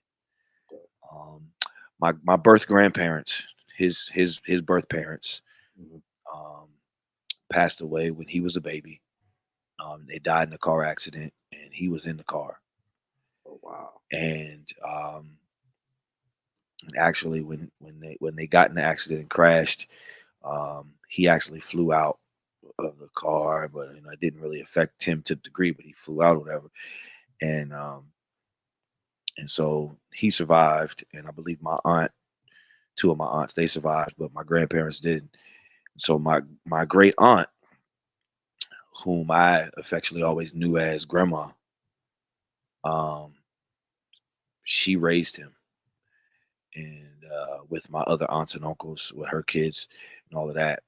And so even when it came to just a lot of things, learning about him over the years, and um, we related, we identified with each other over a lot of things. We talked about a lot of stuff, um, and we understood each other probably more than we could even sometimes articulate. Um, this one second, this is my wife calling. So, Yeah, how you been? yeah, baby. Yeah, she was just texting me. So I told Ethan to remind her. Yeah. Uh, so yes, oh, so yeah, man, my pops was, to me, he was the greatest teacher that I ever had, because I became a sponge to a lot that he did and didn't do. I watched how he was with my other six siblings. I'm the oldest of seven. Okay. All his seven kids, and man, I watched how he was with them, and Pops how is he just doing it like they do down south up north. listen. Pops was, yeah, his stones was rolling. You know what I mean? But Pops was, his stones was rolling. But man, that was my man. He was, man, that was my dude, man. He was literally one of my best friends for the longest, and um, I never I never vilified or judged him for the wrong he did, because I knew what a lot of it stemmed from. Mhm. Even when I didn't know Yeah. verbatim what it was, for some reason, as I got older, I always just kind of like, but I understand this dude. Like, I don't know Mhm. why. Like, I can't be mad. Like, you know what I mean? Even when I was in high school, my senior year in high school. So if I take it back, so I was in high school in Jersey, and I got in some trouble after I messed up my leg. Got expelled from high school in Jersey. I wasn't allowed in any high school in the state of Jersey, so Wow. I had to move to Delaware with my father. My father was living in Delaware with his other four kids at the time, and so I went there. Thought I was gonna start afresh, get my life together. Um, got myself back in order. Got on the basketball team my junior year. This and that. Senior year come, me and my other sibling's mom. Me and her got into it, and long story short, she put me out. Um, I felt like he didn't fight for me at that time. Mhm. Okay. Uh, um, uh, he couldn't really fight for me in that moment, because he was kind of shackled with that. He was like, couldn't do nothing about that. So, and a lot of my family was upset, like, well, he didn't fight for you. He didn't do this and that. I was like, I mean, he couldn't. It wasn't his crib. I Mhm. mean, yeah, they were together, You know, those was his kids, but it wasn't his house. Mhm. So as much as I was disappointed, I was more so disappointed just because I couldn't finish my high school career or my high school year, and things like that. And so when I moved to Jersey, I had to go back to Jersey, and I ended up having to get my high school diploma a different way because of all of that. Mhm. But I was disappointed, but it didn't trip. I didn't stay mad at him. I didn't resent him for it. None of that. I just found a different way to still get my diploma. You know what I mean? It pushed me in a different way. I used that in a different route. Mhm. So there's different things that he did or didn't do. Even when it came to my other six siblings, he missed out on certain things that he shouldn't have. Um, um, times where I'm telling him or others are telling him, you hurt your child. Your child is Mhm. hurt by this. And Yeah. he would make statements of like, well, did anybody think of what they did to me? I'm like, nah, dad, Mhm. this ain't about what, like, you're not, I don't even know if you're hearing yourself. Mhm. Like, your kid, what your kids did to you, just different stuff like that that I would hear him say, but it made sense. I was like, my dad has just always been in a struggle cycle for the longest. Mhm. And so we just, man, we clicked so many times. I was just telling my wife something that I never told her about when we were living together, me and my dad. And I would come home from a show some nights, a lot of nights. And one of the darkest times in my life will be, or darkest moments will be when I'm getting done a show and I'm on a high from a show, just had a great show, no matter where it is. And that drive from the show until getting home. Wow. Sometimes it's a dark and lonely moment. It's a dark Mhm. and lonely time. And I remember pulling up to my apartment sometimes. When I would pull up to my apartment, I would just sit there in silence or with music on. Mhm. And there's a place of brokenness, a place of darkness, there's a place of you know insecurities, whatever. My dad would come off the stoop at our apartment, and he wouldn't say anything or wouldn't say too much. He would come in, he would open my door, he would grab my bags out of my truck, my car. He would grab my car, my stuff, and in exchange for my bags, he would either give me this. It would be like a drink, whether it was a beer or whatever, and all he would say is, "Take your time, Junior. Whenever you're ready, you come inside." And it's still hard to articulate, but Mhm. it was something that we identified with each other. And there were times he would do that, and when he walked away with my stuff, I would just break out crying. Mhm. Um, and it was little things that we just clicked on that um, I never really quite understood, or really could explain. Mhm. And so, man, that was something I always cherished. And oddly enough, these past couple months is the first time that I actually started being able to feel the weight of grief. Mhm. Um, because even in the midst of my father passing, I've been a caregiver to my wife. My wife has been a um, cancer survivor. Mhm. Just been going through that whole journey of what cancer is. Um, and like it back after one point. Um, Mhm. and so just been caregiving for her and taking care of the kids and this and that. And so I've been on cruise control for months. And it just dawned like a couple months ago, it really started to I started to feel the grief. Okay. I was always grieving my father and I miss him. Mhm. I miss him dearly. But I started really feeling the weight of it. And the beauty of me feeling the weight of it was that I'm thankful that I wasn't like I wasn't moping, I wasn't sad, I wasn't Mhm. like, putting myself in a dark hole. I just felt it like Yeah. I really miss him. Even down to now, like I miss him. And so because he's not here, that was a piece of home for me. So I had contentment, even when I did miss all my family in New York and in Jersey and everything Yeah. else, I had peace or contentment because my father was here, my grandmother was here. But with him not being here, there's a piece of me that's missing. And Mhm. so even with him, I miss him. But in essence, I also miss a lot of my family. Mhm. Um, and so it's a lot, man. But I'm thankful for his life. I'm thankful for the impact he made on mine. Um, he was a light to a lot of people, you know what I mean? And even when he didn't realize it. Uh, and that was my ace. He still is, man. Like I, think about him all the time. I play ball in this men's league, even when I'm at the gym just playing. And Mhm. to this day, I feel like it's like this little miniature Mike Senior on my shoulder, Yeah. in my ear, yelling at me like I'm a little Mhm. kid again on the court. Yeah. Spread your feet, Junior. Spread your feet. Hands up, hands up, hands up. Do it. And I'm telling myself this, like, because I hear it, like, Mhm. yo, like I still feel him with Yeah. me, even though his physical presence is not here. Mhm. Um, and so yeah, man, that was my dude, man. Lord knows that is my guy to this day. Rest in glory. Yeah. Shout out to Mike Senior, man. I said No he's the doubt. greatest teacher I know. Like I learned what to do and what not to do from that dude. Like so Mhm. much. I was a sponge. Even when I ain't asked questions, I was Yeah. like, "Oh, okay. So you did that, Dad? Yeah. I Mhm. won't. I'm not doing that with my kids. Like, Mhm.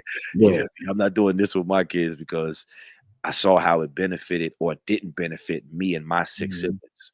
I Yeah. saw what that didn't do. Um, even with his grandkids, I used to make him even when he didn't want to or didn't feel like it. Um, there were times where he didn't he used to make excuses for not being able to make like my sister or brothers some of their graduations or some of their special occasions or even Okay. his grandkids. Mhm. And me, I was like, "Oh nah, no, nah. You living with me now, so no, you're going, like you're going, even Mhm. yeah, you're going to this, like you're going to make this." And either I drove him. There were some times where I sent him up there, and I was like, "Nah, son, I'm gonna make sure you do it because I don't want you missing any more particular special moments, Mhm. in their lives, because they already have had certain resentment of that or hurt Mhm. from that, and so, and even in those things, me forcing him or making him, pushing him to do that, it made sure that I was like, you know what, I'm gonna not do that with my kids. If I can do it, if I can be there, like I'm making it my business to be there. And I thought about that this past Sunday. My daughter had a dance recital, and I got invited to all these different events to sing at and this and that. And I agreed to them prior to knowing when the Mhm. date of my daughter's recitals were. Yeah. When I found out the date of my daughter's recital, as much as I want and or need the money, I had to call all three of those endeavors and was like, you know what? Yeah, nah, that's not fair to y'all, but also definitely not fair to my daughter. I'm gonna be at this recital because I thought about the Mhm. times where I had to force my dad to do it because Mhm. he was trying to stay home and work or try to do this.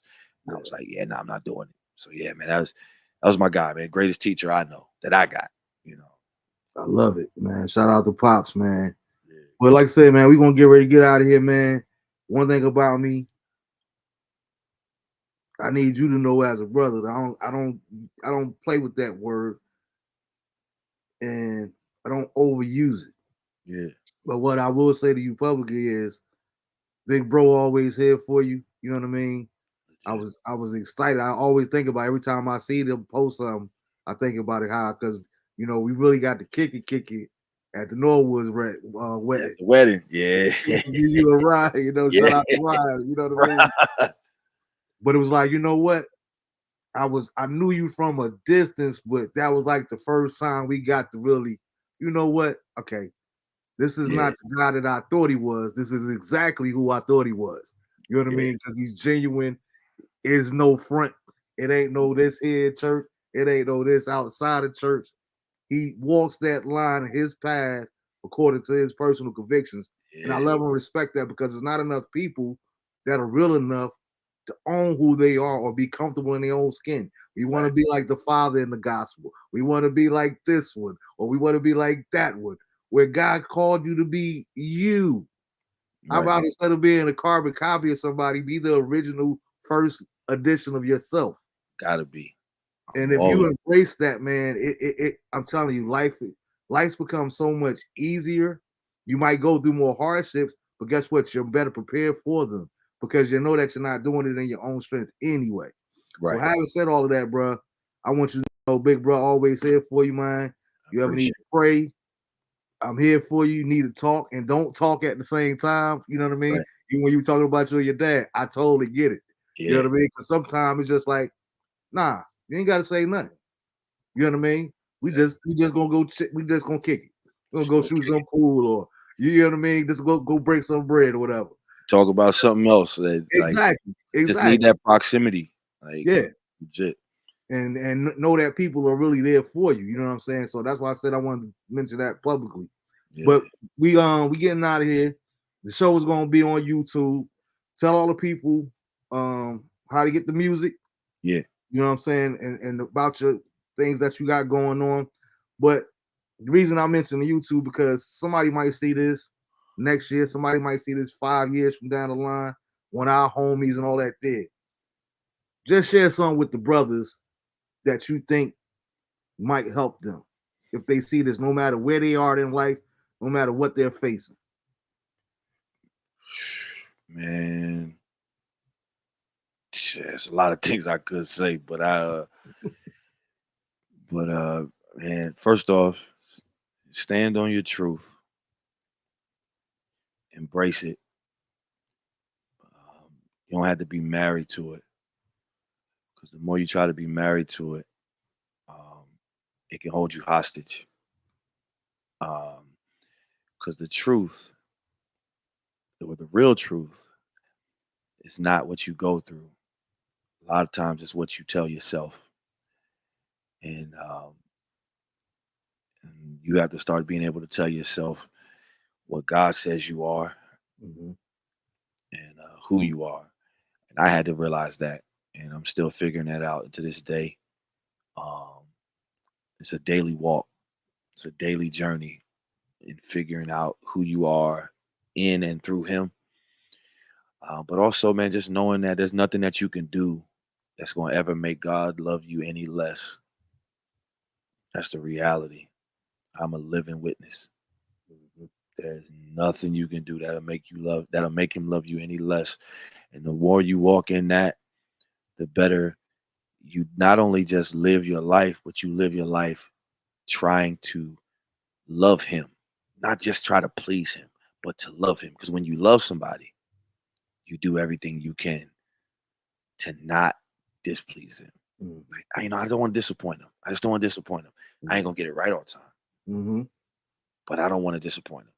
And so when you walk in that from the sake of, I just want to love Him better because He loves me that much more, Mhm. that's when the change starts to happen. It ain't about always making sure you try to overly dot every I and cross every T. Because even if you dot them and cross them, it might be a little blurry. Might be a Mhm. little struggle to get all the way across. You might get it wrong. You might you might cross an I and dot a T. You just don't know.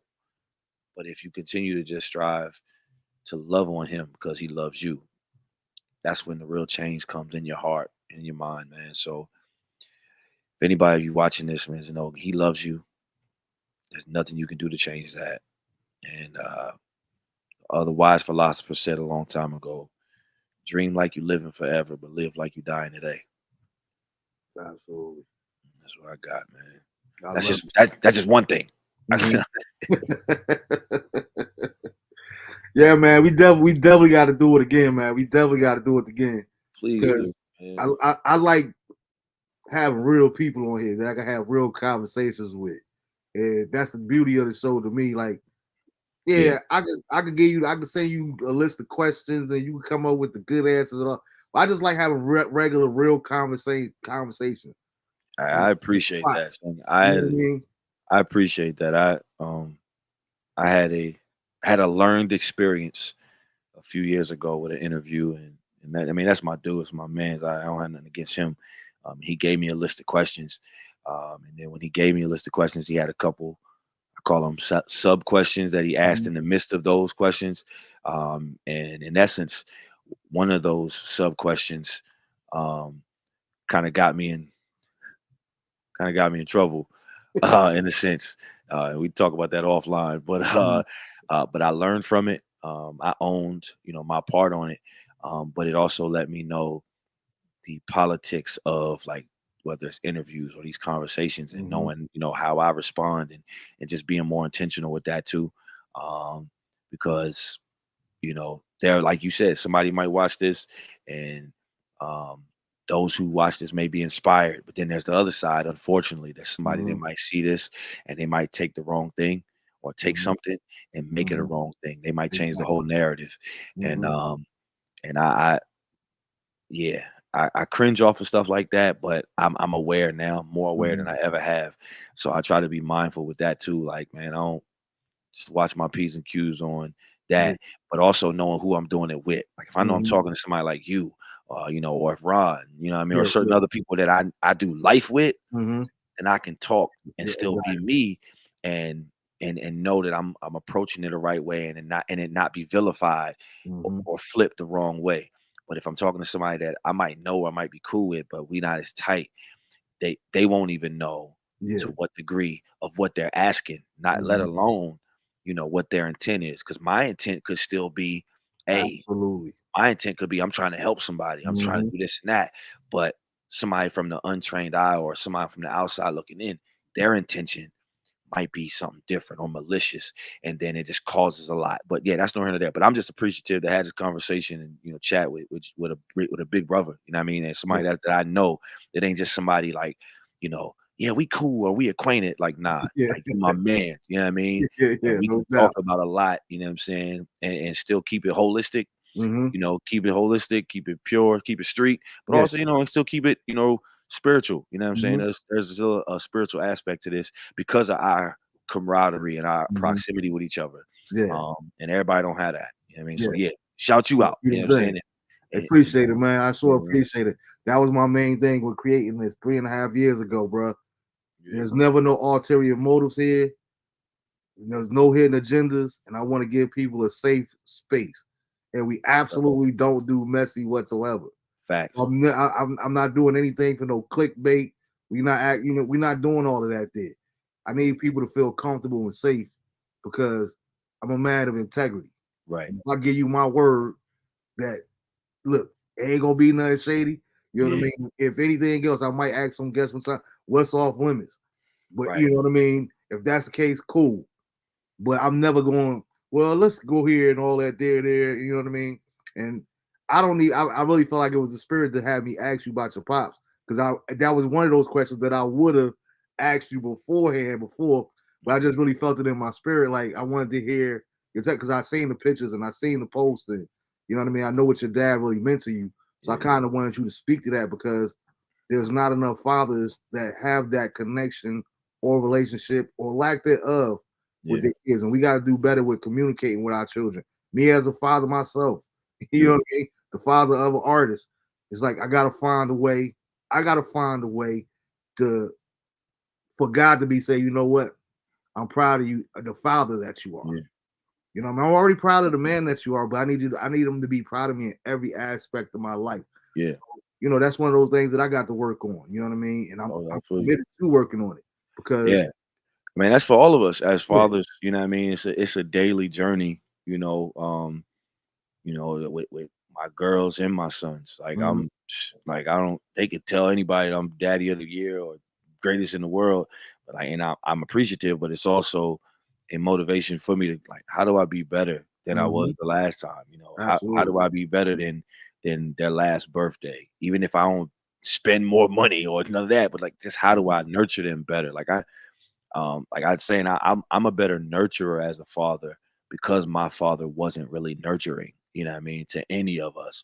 And I learned from that. So I'm always intentional about being a nurturer to my kids because I watched that, you know what I mean? I'm like, man, how can I embrace them, hug on them, kiss them on their forehead and and even my sons and they not feel like, "Nah, nah, dad," pause, like, yeah, yeah, "You my child," like, "Oh, my face," you know what I mean? Like, but yeah.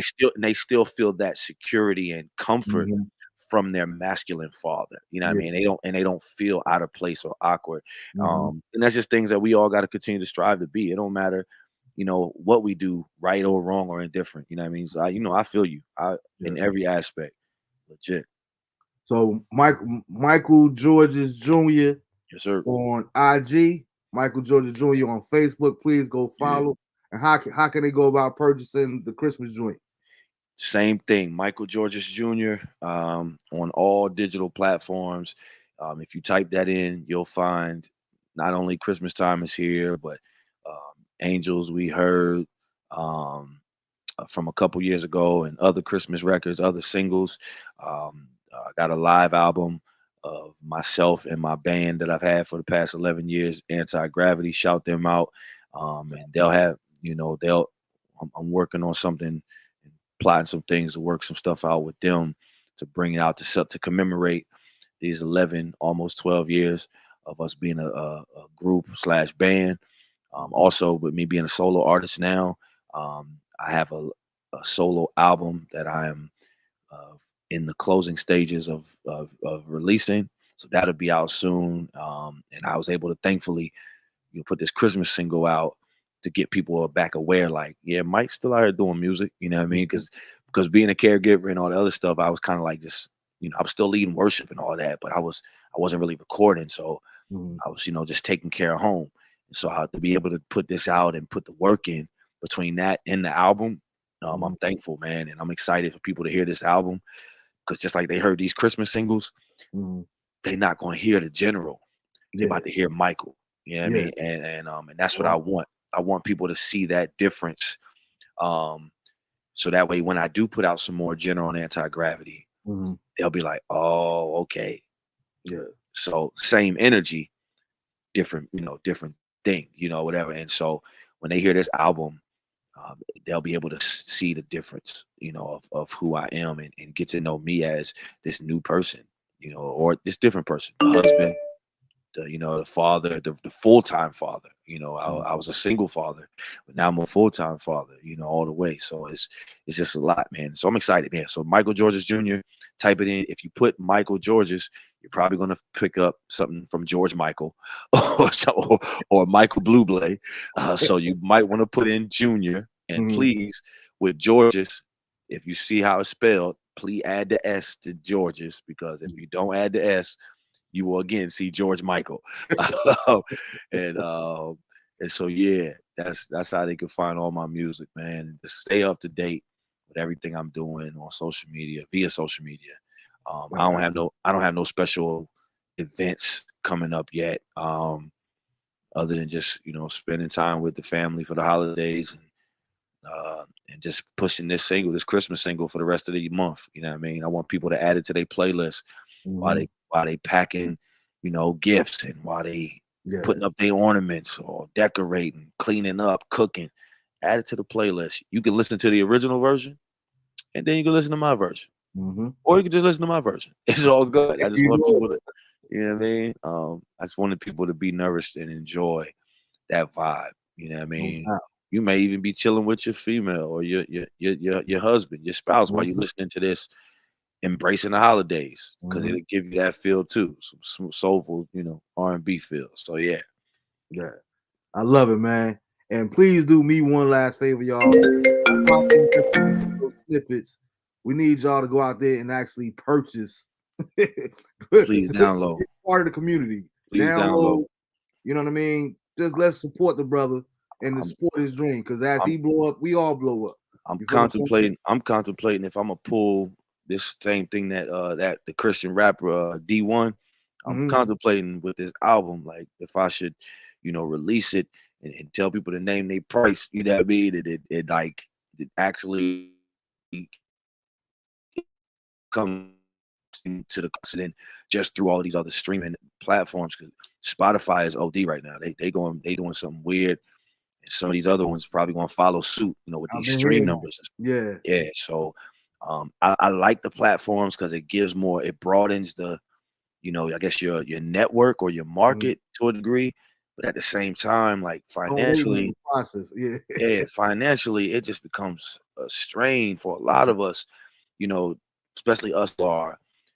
Somebody made a statement saying like, if you ain't making a certain amount of money, you ain't no independent artist, you a struggling artist because you're not like if you're not on a Yeah. label and you're doing this, like, yeah, if you ain't making this amount or this, or or if you ain't putting in this certain amount, you ain't no independent artist, you're really a struggling artist. And when I thought about it, I was like, dang, they might be right. Mhm. So if that's the case, in order for me to no longer be a struggling artist or struggling independent artist, we need y'all to download this stuff. You know what I mean? Yeah, From me, from absolutely. all of us, from hey, from shoot, from your son. You know what I mean? Yeah. Like his music, like download Andre this stuff. Bennett out there. Yeah, DeAndre Bennett, like shout him out, like Yeah. download this stuff. Mhm. Don't just stream it. It's cool to add it to your playlist, and we get the notoriety of people knowing us. But it's a different thing when we're able to receive the tangible fruits of Mhm. people knowing our music and our ministry. You know what I'm saying? So yeah, please, man, download it. Please do. No I doubt, encourage it. man. And if I don't see you before the new year, bro, Merry Christmas, Happy Holidays to you as well as the family, man. But like you Likewise. said, know that you always, whether we see each other or not in the physical, know that you always a part of my prayer life, and you Facts. still continually in my prayers, man. So I again, I'm appreciate it. mad proud of you and keep on pushing, man. Keep on keeping God first. Keep doing what you're doing. Well, I appreciate it, bro. And listen, anytime you want to bring me back on, even if it's me and a couple other people, Yeah, some of the OGs that I seen you've been on, I jump in and comment on. yeah, Listen, you send me the link, I'll join it and then join in the conversation. You know what I mean? no I'm with doubt, it. man. Because we got to broaden it up 2024 as far as music, as far as sport. I've been trying to keep it ladylike because they get that like that catch an attitude. We start talking sports, but yo, what fellas, we got to talk about We it. gotta talk about it. So I'm gonna definitely be in contact with you, man, for sure, for sure. I'm here, bro. I'm here. All right, man. I appreciate you, man. Y'all all enjoy y'all night. Thanks for rocking with us. And as usual, in signing off, DeAndre and Lisha, know that Daddy loves you intentionally, but I also love you unconditionally. Till My next week, guys. peace.